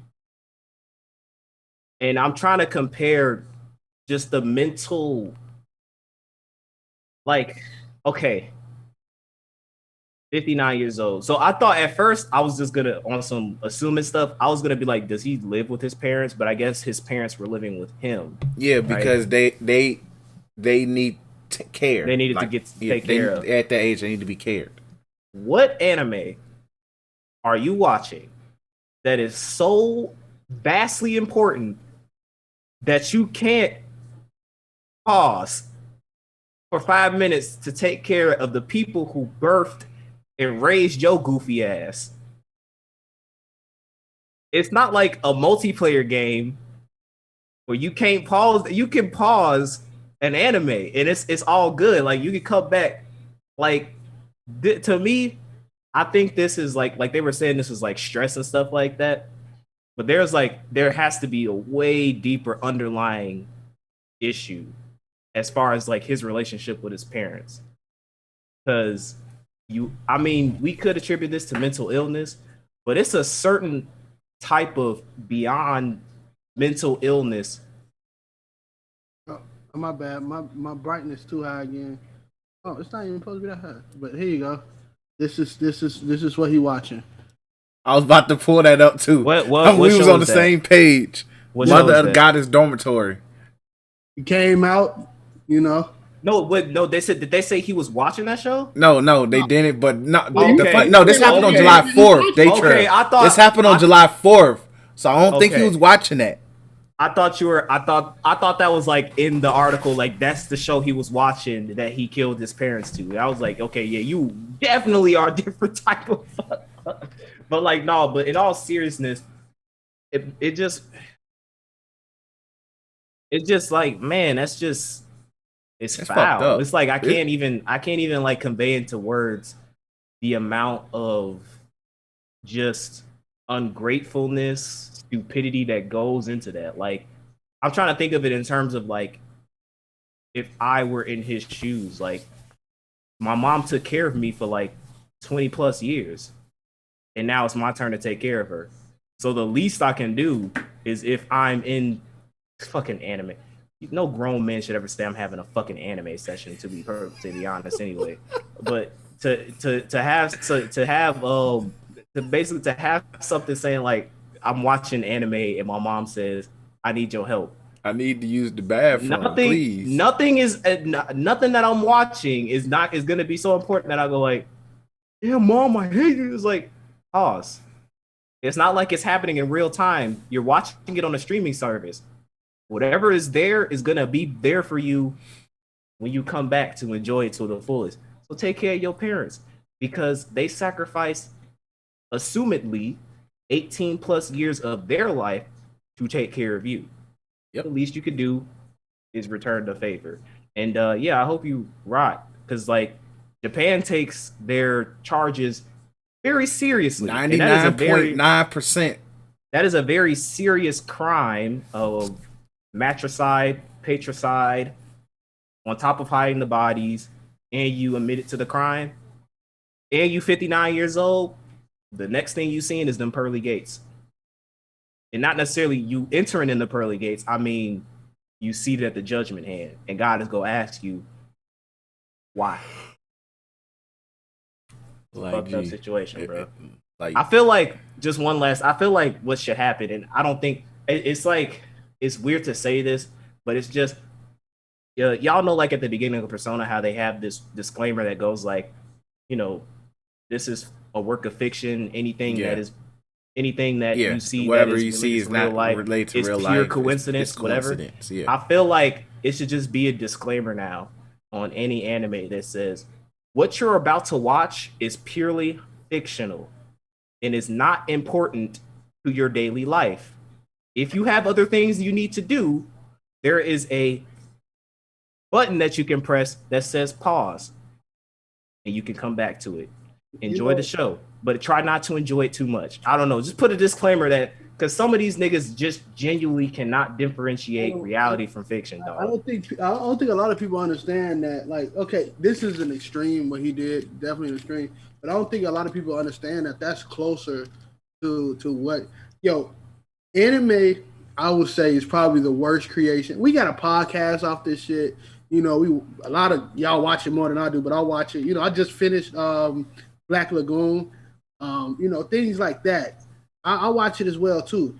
But I personally don't watch. Like, I don't consume myself with anime. I play a lot of video games, but I don't consume myself with anime. Like, It's a lot of and I would say this too. I would say I'm a very feel good. I feel good to be in the minority of an anime fan who will literally look at Crunchyroll and be like, I'm not watching this shit. Like literally, we'll literally flip through like this shit. What? Ew. Nope. Big titty girl. He don't want to see that. Instead of going like, "Oh, I'm gonna check this out because it looks interesting." Yeah, you know. Well, damn. Thanks for talking to me, huh? I get my anime fix half the time from y'all reviewing this shit. Well, I probably would have been pissed off if I watched that. Oh, I probably would have fell asleep if I watched that. Like the realm of anime right now, you go on TikTok anime set and you will see people, this stupid baka, like don't talk like that. Cringe, man. Yo, cringe. I'm glad I haven't really experimented with TikTok yet. I personally love TikTok. Like I sound like an old head, but you will see me on a train like this on a bus. Like I fucking love TikTok, bro. Yeah, it's some funny shit. Why do you think every day, damn near, I put a fucking TikTok video in a group chat? It's hilarious to me, bro. But like, I'm glad I'm not in that realm of I have to watch anime every second of the day. I barely bro. Like, you know what games I play? I play games that the homies want to play, bro. I don't like at this point. And then I play like newer games when they come out. But like, bro, I'm playing like Outer Worlds and fucking Dying Light. Like I get enjoyment not just because it's a thing, bro. I get enjoyment because I wanna. It's like I wanna play it because I know the fun comes out of it. It's me being around like this. I watch anime because I know it's a fucking time passer. Not something that we review this shit, but at the end of the day, it's a fucking time passer. While I'm at work and I was watching Black Lagoon, it was okay. I watched 4 episodes. That means I got 2 more episodes before it's lunch. Like this was. I'm saying, bro, it's like 30 minutes. I look back at the clock. 30 minutes passed. All right, good. This is not my lifestyle. You know what I mean? And I hate it for whoever lifestyle it is. Like motherfuckers like who talk like this and y'all about to lack social skills at age 30. That shit ain't gonna rock, Joe. It's gonna get real sad. Sooner than that. I say Jonin at the end of Black Otaku plays as like a relations thing, as a closer, as a thematic closer. But Cam, you use it in the exact context. Yeah, like I said, like at work, like a lot of times they say, good morning, and I would literally put Ohio, but in like Japanese characters, because it's like, they be like, how the fuck Japanese? I'm like, I fucking don't. But I looked up, but at this time, like I'm using it in context. This is Ohio, like this is how I fucking go. But you don't hit me. Motherfucker, give me a fucking piece of paper towel to clean up the spill. Oh, you got to. Like, the hell no. Arigatou gozaimasu, ass. Arigatou gozaimasu. But like in all, like I'm serious when I say this. Like I'm not trying to come off like a dick, or I'm not trying to come off as fucking fonts. That's fucking cool. But a lot of niggas, anime in life is colliding like this. They see people with personalities and became media personalities and became figures in like entertainment because of anime. And that shit going like this, bro. And it's creating. It needs to go like this. It needs to separate to realize that this is cartoon. Yeah, you see Vader and fucking RDC World when they do it from time to time. And you might see your favorite TikTok. You might see people get relationships because they met each other at anime conventions and they so happily do YouTube at the same time. But bro, realize them minority niggas, bro. They minorities, but also, I'm gonna say this: they're like us. They're of the culture, not in the culture. And also, you never see what happens off screen. So, them niggas are so much of a casual fucking anime watchers, bro. Like, especially fucking Vader. Like, God forbid he do like a Vinland Saga Hood or Hood Vinland Saga or some shit like that. No, he gonna do a Hood My Hero. No, Hood Dragon Ball. No, let me get Hood Cowboy Bebop. Wait. He already did that. He got 3 parts of Hood Cowboy Bebop. I might need to check that. That's mainstream and shit. Like, God forbid he do a Hood Evangelion. But I mean, he's still chasing a bag too because he has a Netflix show that he's doing. What the fuck, bro? Why the fuck I couldn't do this in front of a camera and be not hating, by the way. I'm just saying a lot of that shit ain't cool. It's not like for me. After the 14th, little shit, I was like, bro, I don't know, but he got a Netflix show. Shout out to my niggas RDC World, though. They met bronze. But like at the end of the day, bro, like this shit is not life, man. Like it's much more. Like I haven't touched some grass. Well, I touched some grass today because I went to church, but I haven't like physically touched some grass in a minute too because of this lockdown shit. I understand it's hard, bro. Go ahead and like go play Pokemon Go or something. Like go fucking like do something, G. Like I just like anime ain't that cool. And honestly, like this is an extreme. Like yes, folks killing his parents because his father said the Chimera ant art wasn't that good, and he fucking killed his parents because of that. But it's not that deep. The only how I'm murdering a nigga is somebody start slandering the big homie back there, and then we gotta talk. Goku get involved, all bets off. But that's it. That's a minority situation. Everybody know how good Goku is, bro. So I ain't even never got to step at that point. But what's next? But yeah, the EA showcase. Daytra, since you watched it, I didn't. Yeah, I didn't even know that they was having a showcase this me week. neither. I looked. I'm like, oh, okay. Shout out to Daytra for peeping. Yeah, y'all about to get. I didn't laugh. I'm sorry. I've been focusing on people who, if y'all engaged in my Twitter, on the Twitter, I focus a lot on the sports side of the Twitter because I damn near I have to get there, right? So I forgot to live tweet the EA show, but they did a really good job. Mind you, it wasn't too big. We're still missing a state of play from Sony. I just want to say that right now. Sony, please bless us. Just please bless us. Like you can't need to consume product. Like, just bless it. Like get me hyped to spend money. But Ubisoft, I mean not Ubisoft, God forbid I watch that shit. EA came out with a EA Play or EA whatever. I don't know if Chris, if you're looking up the game slot, please look that up for me. I fast forwarded through it. You got it open, Chris? I'm pulling it up as I speak. I could talk about the games, but me knowing each one, I'm gonna forget. It wasn't just a lot. Just hit the high points. It don't really make because I know the only two big things was Battlefield and Dead Space. Dead Space, yeah. So Battlefield, Dead Space, Battlefield 2042. Oh, and now if you don't like shooters, I completely understand. But if you this game is looking like a cop, bro. It is so like not even just the main side, right? I feel sorry for OG niggas because one, you ain't gonna be able to do that 100v100 shit. That shit about to be crazy, bro. I don't want to get shot at. See 200 directions of bullets hitting me, bro. That shit about to be so far, bro. You tweaking. But like, okay, so I feel sorry for the OG niggas. They ain't gonna be able to deal with that. But the biggest thing they did was Battlefield 2042 Portal. Yeah, Portal. I saw that. So I love the fact that they said, fuck it, let's not be serious. I love when cause like at this point, bro, I'm not a fucking active shooter. I'm not a fucking Proud Boy. I'm not an NRA gun nut. I don't give a fuck about tactical shooters, bro. Not one fucking bit.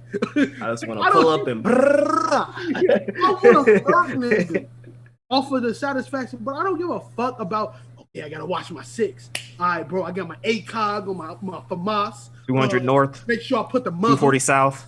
No, don't use the muzzle. Don't use the suppressor. Use the footsteps approaching. You want to stop the flash, but you want to make sure the bang is in. Like, fuck all that. Oh, they showing Uzi now though. That nigga look demonic as shit. But so in this 2042 Portal is combining some of the best Battlefield games ever. So I believe it was Bad Company 2, or just regular Bad Company, Battlefield 1942, the Battlefield 3 is something else. But it's combining a lot of the old Battlefield with all their guns, all the weapons, but you create the game server. So if you want to have like 40 like little bitty robots versus one fucking tank, you can have that. If you want to have, I think they showed off the portal gun. So you can have a battle with like the portal gun from the Valve game that we never get in a You treatment. never get in a sequel for. Is that Never. is it the actual portal gun? I believe so. I Oh, believe Valve. Oh, boy, Valve went to EA and was like, "How much? so. How much?" Yeah, fuck Valve. But like that Fuck is EA too. definitely. Oh no, definitely fuck EA. Look, bro. I'm gonna keep it. But look, G. If we look at two companies right now, bro, sports genres, and a company that has done not a 180, what's a 90, a 90? No, 30. 30. Gee, that's not much. So, and then you look at somebody like 2K. Yes, I'm about to slander 2K. EA has put out Fallen Order. They giving this nice Battlefield coming out. They talking about Skate 3 and not Skate 3, but the next Skate game that they literally Xbox said put that shit in development before we slap the dog shit out of you. So they in development right now. And then we getting the Dead Space remake that everybody wanted, right? 2K on the other hand is like, how we gonna finesse these niggas this time? like Madden and FIFA, they already go to like, yeah, y'all gonna spend money on what? We gotta change. Yeah, they are like. And the funny thing is with Madden, they're playing it so smart this year because they really haven't shown shit, and the game comes out next month. They don't have to. They don't have. That's the funny thing. You don't have to, but they're playing it so smart. How we gonna fuck with these niggas even more? Season pass. They did season like, gee, I'm like, me and Daytra's like, I was messaging Daytra, I'm like, that sounds like a season pass. Season pass. But me and Chris will tag team the fuck out of that when we get there. The 2K NBA 2K22 is having a season pass. We'll get it sounds like it. Like I don't want to like, gee, like when Daytra sent me that that was Monday. I was on my break, and I was like, we both like I had to send it to him because when I read that shit, because it said you would get it was like seasonal progressive stuff, like with your my career, your my team. The battle pass too. And I'm like, this sound like the battle pass. That's what we meant. Battle pass. Battle pass. 2K getting the battle pass is fucking hilarious, but that's neither here nor there. But you get to unlock gold shoes at the end, bro. You get to unlock braids. But you get to unlock a neck tattoo. But like in seriousness, like, no, I'm not about to say this is about to be the best shooter out. No, I'm not gonna be like a dumbass and be like Warzone, watch your back. No. But based on what you're telling me, Daytrail, it sounds like it's fun. Yes, and that's what we need, bro. Fuck all this trying to be the next this or next that. Fun, bro. The motherfuckers just want to have fun, G. Like that's not. I don't see why game developers don't grasp that concept of making a game. Just make a fun fucking Triple game.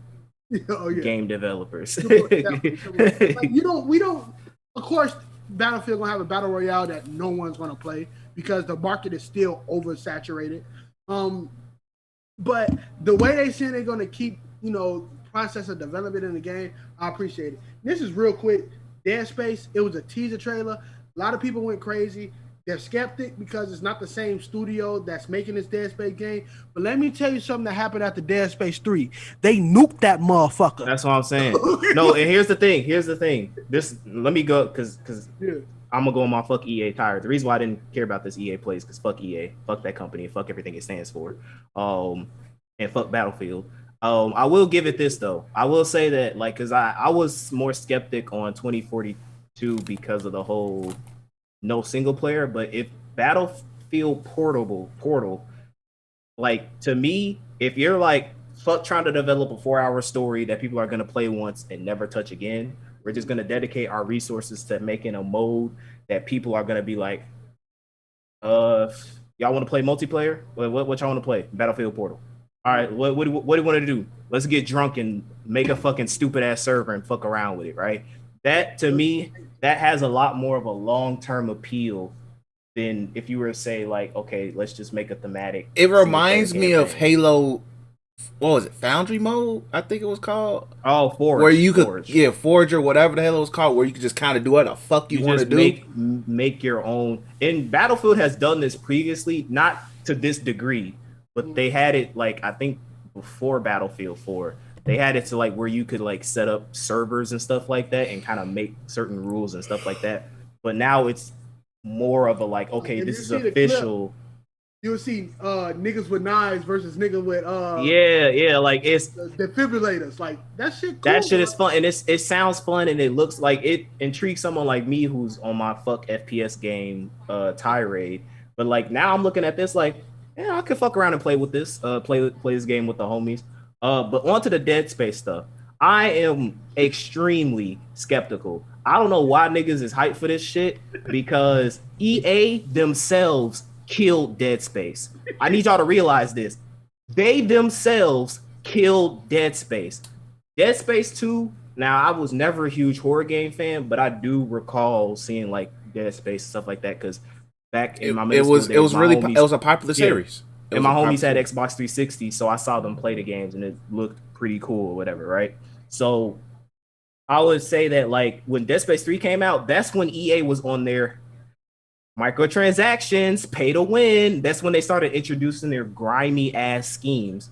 And then we talked about this before, but they had unrealistic expectations for that game. If the game didn't sell a certain amount of copies, it was considered a failure.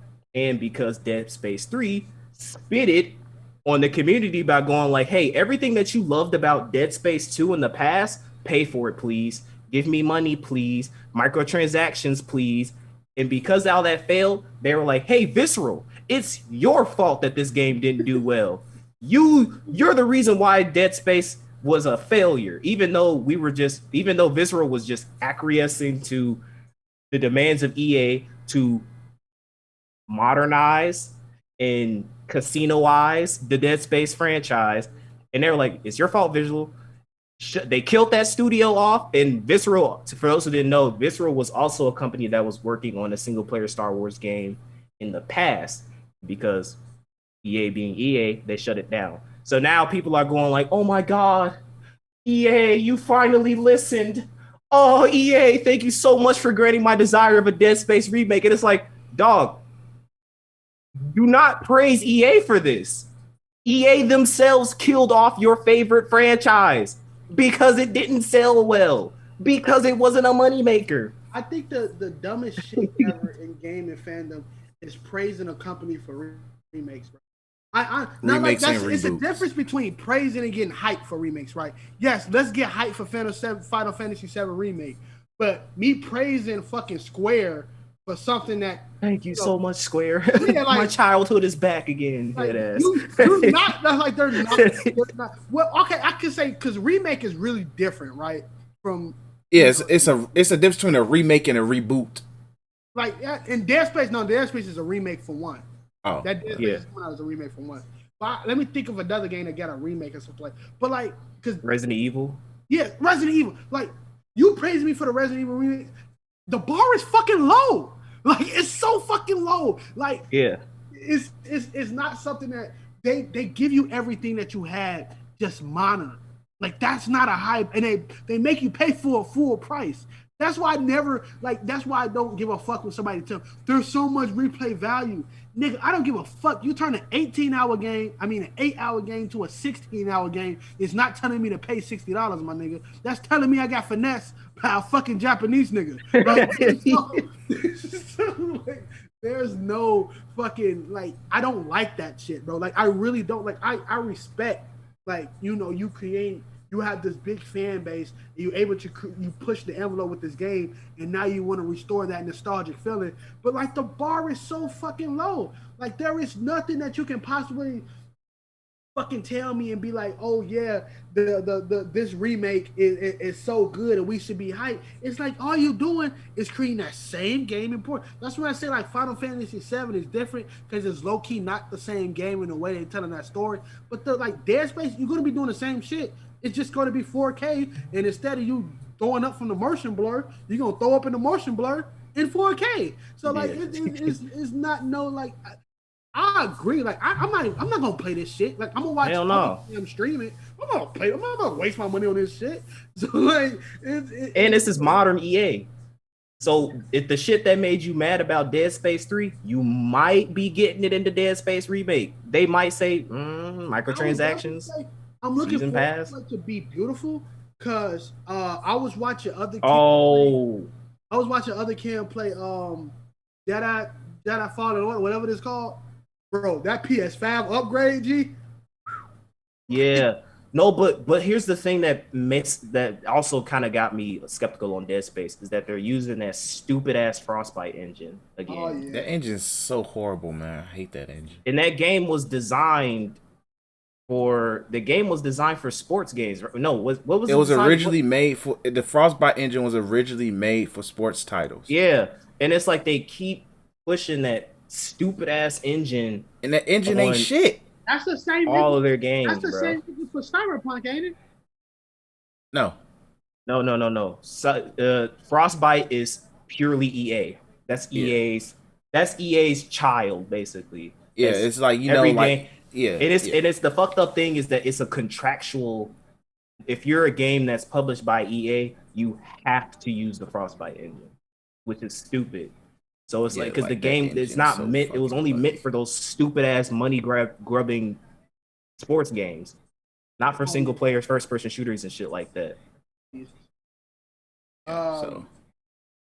But anything else we need to add about the EA thing before we spend? I think like if there's anything to tell you, I need I really need like PlayStation to just. I need PlayStation to restore order. And Nintendo to drop Breath of the Wild gameplay. That's all I need. I'm happy. Low key. That's all I need. We are about to enter the fall season, so I wouldn't be shocked. We about to enter the fall. I wouldn't be shocked. PlayStation ain't letting us eat, bro. They gave us one fucking game to look forward to. It's so much we ain't eating, bro. We starving out here, bro. Is there Horizon supposed to come out this year too? Yeah, but like, bro, like that's it, G. We hungry. Let me see Kratos. Did we get a release date? No, it's saying no. That's why I'm like, we sure? I will be surprised because I know they pushed God of War back, so we won't be playing God of War this year. Well, that's the 2024. We knew God of War was. I knew God of War was coming out this year. Supposed to come out this year for the PS5, but it got pushed back to next year. Yeah, that shit probably not coming out to 2023. I'm gonna keep it up. Like at the very earliest, it's gonna be a Christmas release. The very earliest. I would say definitely look forward if you're a gamer and you was blessed to get the next gen system. Playing some of these upgraded games. One, if you ain't play like Cam, tell these look, bro. Tell them niggas there's a difference between PS4 Final Fantasy 7. Oh my god!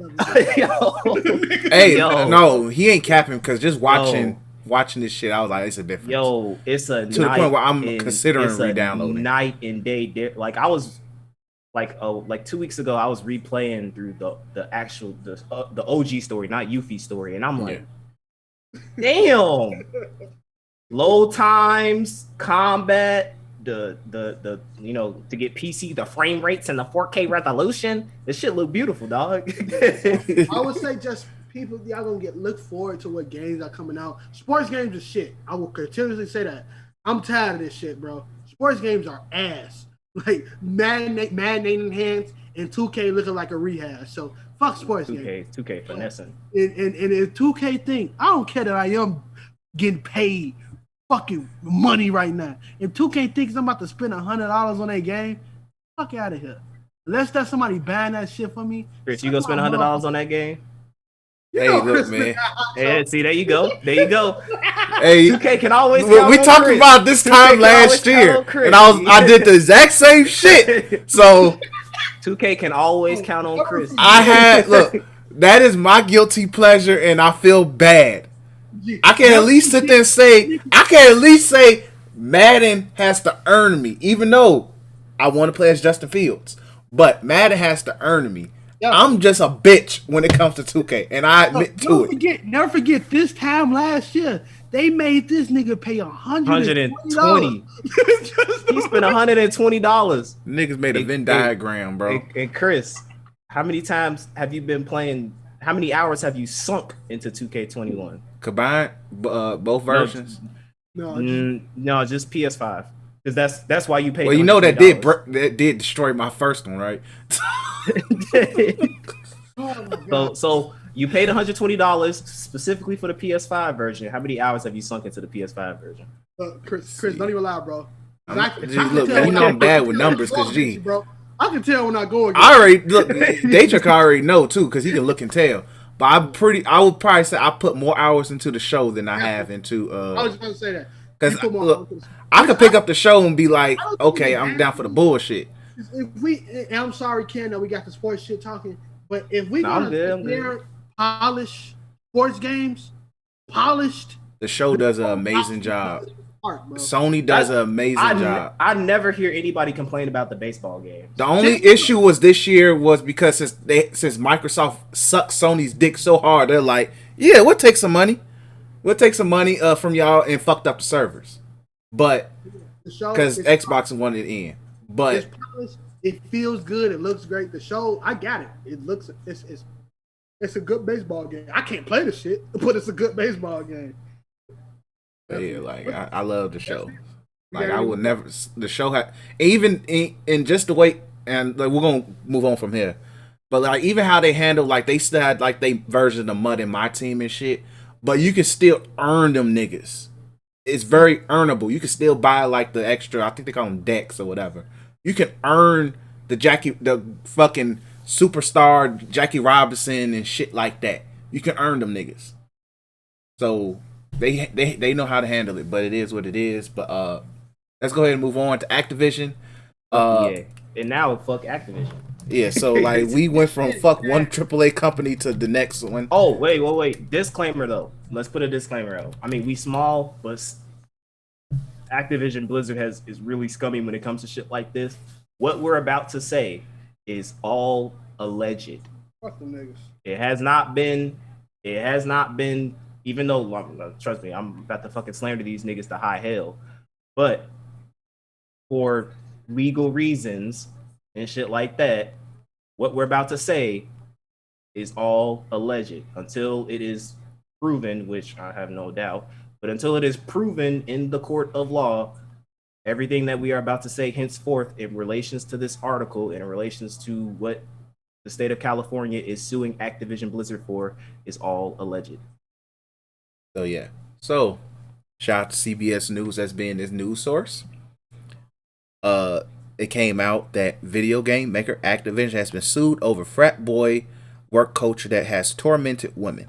So we're going to try to get through. I'm going to pretty much breeze through this, like hit major points in the article. I ain't going to read this whole damn thing, but Activision is a piece of shit. So Activision Blizzard has a frat boy culture. If you don't know what frat boy culture is, just look up white frat boy on YouTube and you'll see nothing but drunk white men just acting a damn fool and just being pieces of shit. It's a workplace culture in which privileged, rich white men can do whatever the fuck they want and have no consequences there whatsoever. Exactly. So let's move on. Workplace culture where male employees banter about their sexual encounters, talk openly about female bodies, and joke about rape. It's 2021, G. According to a lawsuit filed by California's Department of Fair Employment and Housing Department. For that reason and others, the state agency is suing Activision Blizzard, accusing the video game maker of gender pay discrimination and allowing sexual harassment incidents to go unresolved, which is nasty in itself. The lawsuit filed in LA County Superior Court follows a 2-year investigation that was just a wild text I just got. Follows a 2-year investigation to Activision workplace culture that found evidence of women being subjected to sexual harassment, including groping, unwanted advances, as well as pay inequalities for women throughout the company, state officials said this week. The maker, they pretty much break down what they do. I don't care. The picture paints is not it. Okay. So the allegations include the picture paints is not Blizzard workplace of today, a company spokesperson said.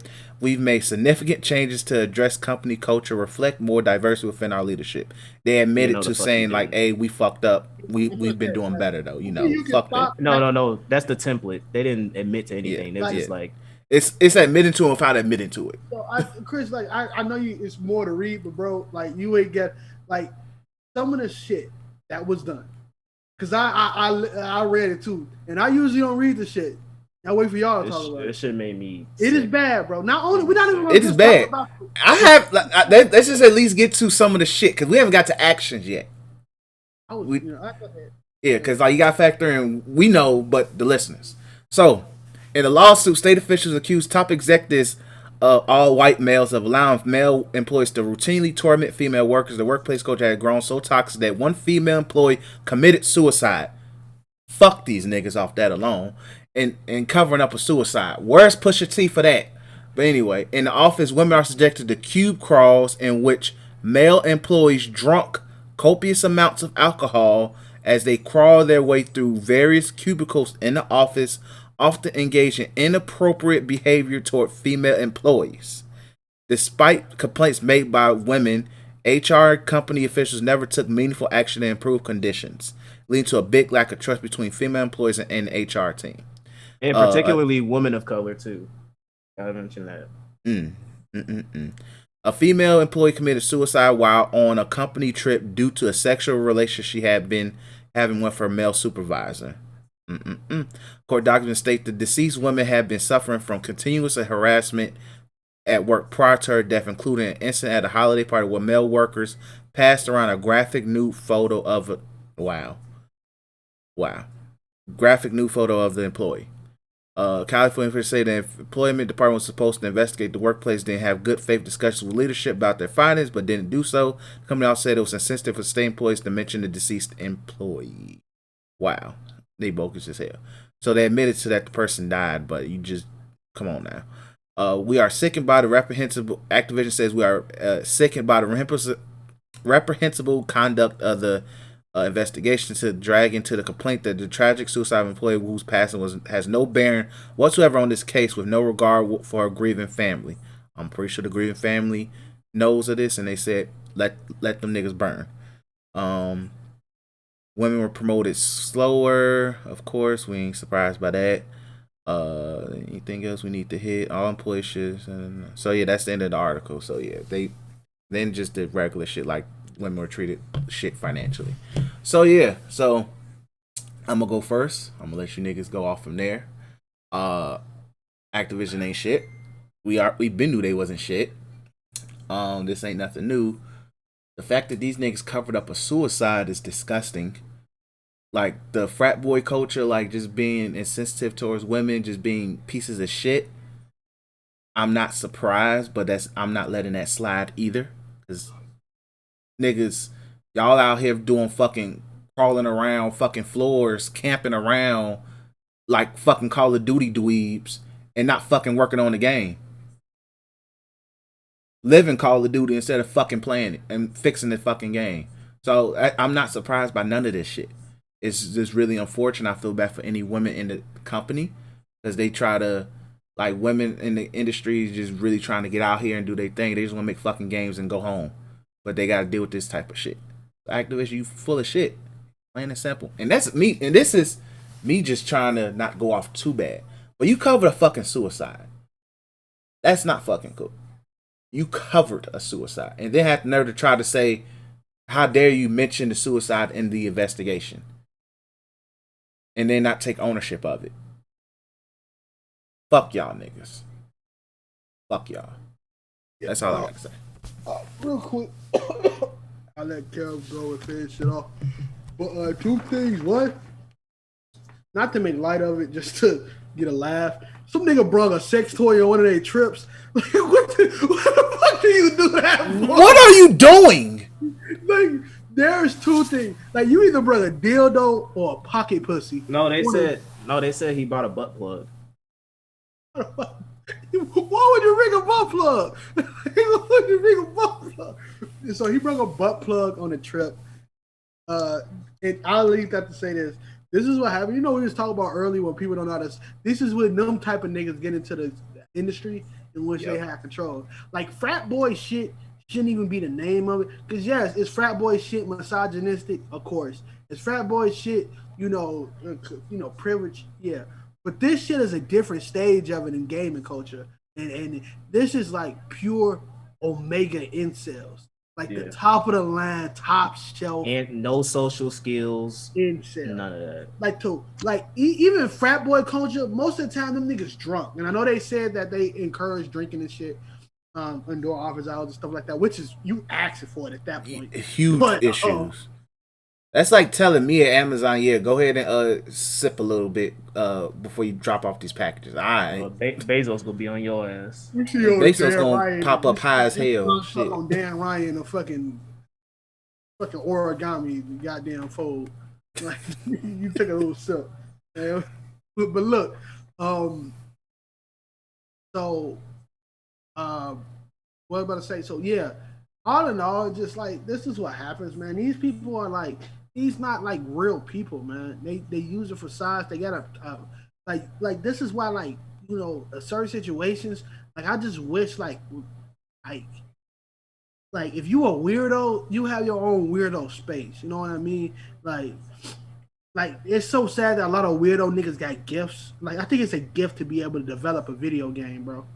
Like I think it's a gift to be able to draw but a lot of them niggas weird, man. Yeah. And you take that weirdness.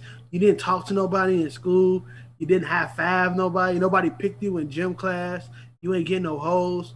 That's probably was the worst part because you probably always wanted some hoes. You ain't get them. And that happens to a lot of motherfuckers. Man, it took me a while to even get the confidence to talk to a bit.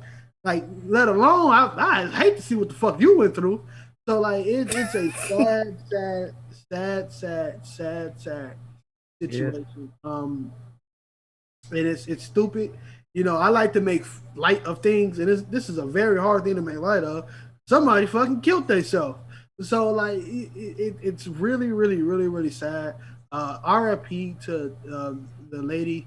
I hope her family is good. Just to know that a bunch of incels made her daughter take her life. Well, fuck, I will be an act of you know what in that situation, bro. Like, oh yeah, I'm going to jail. God forbid a bunch of niggas who probably like literally piss on their balls come and make my daughter come home and cry. Yeah, bump I'm that. I'm what going the hell is that big ass light behind you? Oh, that's your light, bro. I thought Navy Pier blew up, G. Look, I thought Navy Pier. Bro, I'm sorry. We would hear the explosion so crisp from Cam's side. Bro, look, I thought Japan got it back in blood, bro. I thought they got it back in blood. Hey, Chris, what time is that? Mark that time. Yep, I'm definitely getting that one. That's something I have to get, G. I'm sorry, G. Mark that time, please. Thank you.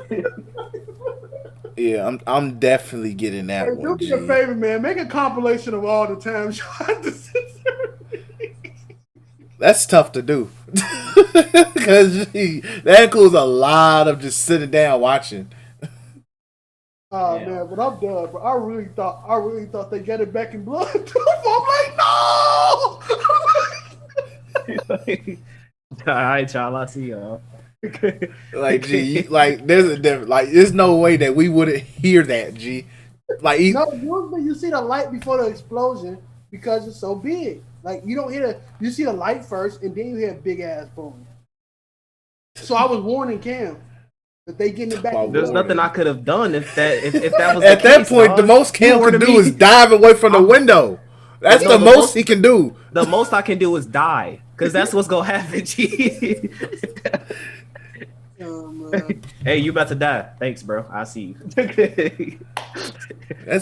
be traumatizing. Very traumatizing. Yeah, but to switch gears, the thing that sucks about this is that, especially when it comes to video game workplace cultures, is that this is absolutely nothing new. It's common. It's too common. This happened to Riot Games a few years back. Ubisoft recently. There there was a strike at Riot Games in which they wanted like better treatment for contractors, more specifically, but for employees all around. Riot Games didn't take that seriously. There was the incident with what was the studio that did Anthem? BioWare. There was something to do with BioWare when all that stuff came out. Cyberpunk with their workplace culture. There was another thing that came out with what's that Gearbox, where there was something with Gearbox where like employees were going around. Randy specifically, the CEO of Gearbox, was going around farting on people, like giving them wet willies and shit like that, invading their personal privacy. A wet willy, yeah, we boxing. Now you come and fart on me, like you come and physically pass gas on purpose in my vicinity and be like, bro. Hey, bro, I'm locked up. They won't let me out. Yeah, they won't let me out. I'm locked up. It's like this the whole toxic workplace in video game companies is a very real and reoccurring issue, and it really sucks to hear that. But it's also, in the same token, and I saw a lot of people doing this, and this further and it aggravates me to no end, is when niggas defend this shit. And I'm talking about you incel gamers.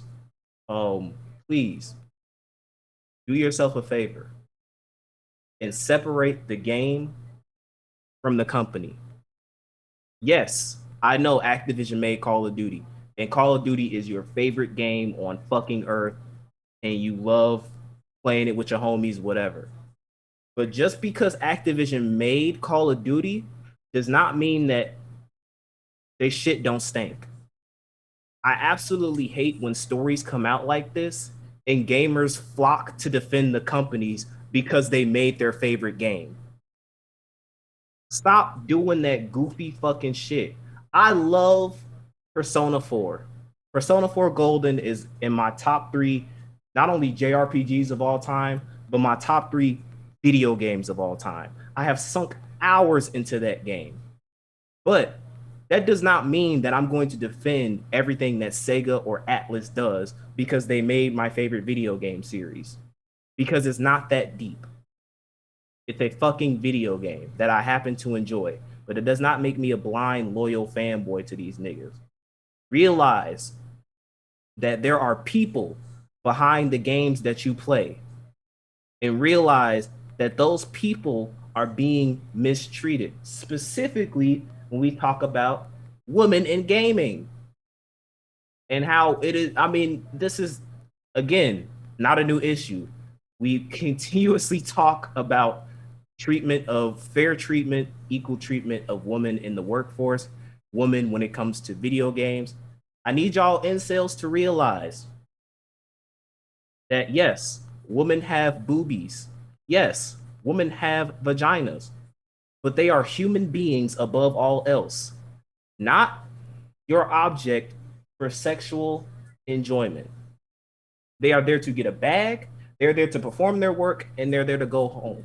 As someone who is in corporate America, so I am in an environment of that work office culture, and realize I'm not, when I say this, I'm not capping for Bank of America at all, because I would not do that.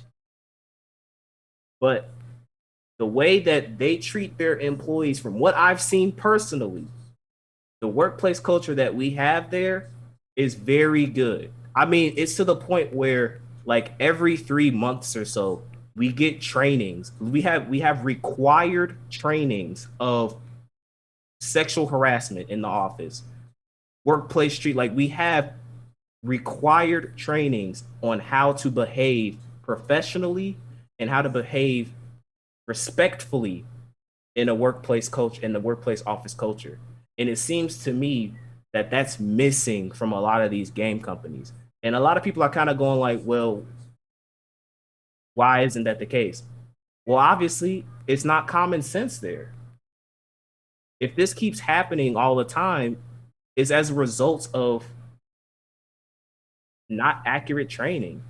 People aren't brought up. The workplace that's there, and it's not even due to like weirdos being video game weirdos. It's due to the lack of soft skill training. People Mm-hmm. don't have that. A lot of people don't have that experience when it comes to being in college and stuff like that. Like they don't, unless you are pursuing. From what I've seen when I was in college, there aren't many courses that teach you specifically how to behave in a work office culture. There's not a lot of that. It's more so if you're a video game programmer, they're teaching you how to program video games and nothing else. They're not teaching Mm-hmm. you communication, time Workplace management, etiquette, things like that. They're not teaching you skills that would help build a good workplace culture environment. They don't do that shit. And so you get a lot of stuff when it comes to video games, also factoring into systematic, not to get too tinfoil hat, but systematic racism as far as like rich white men dominating across the board.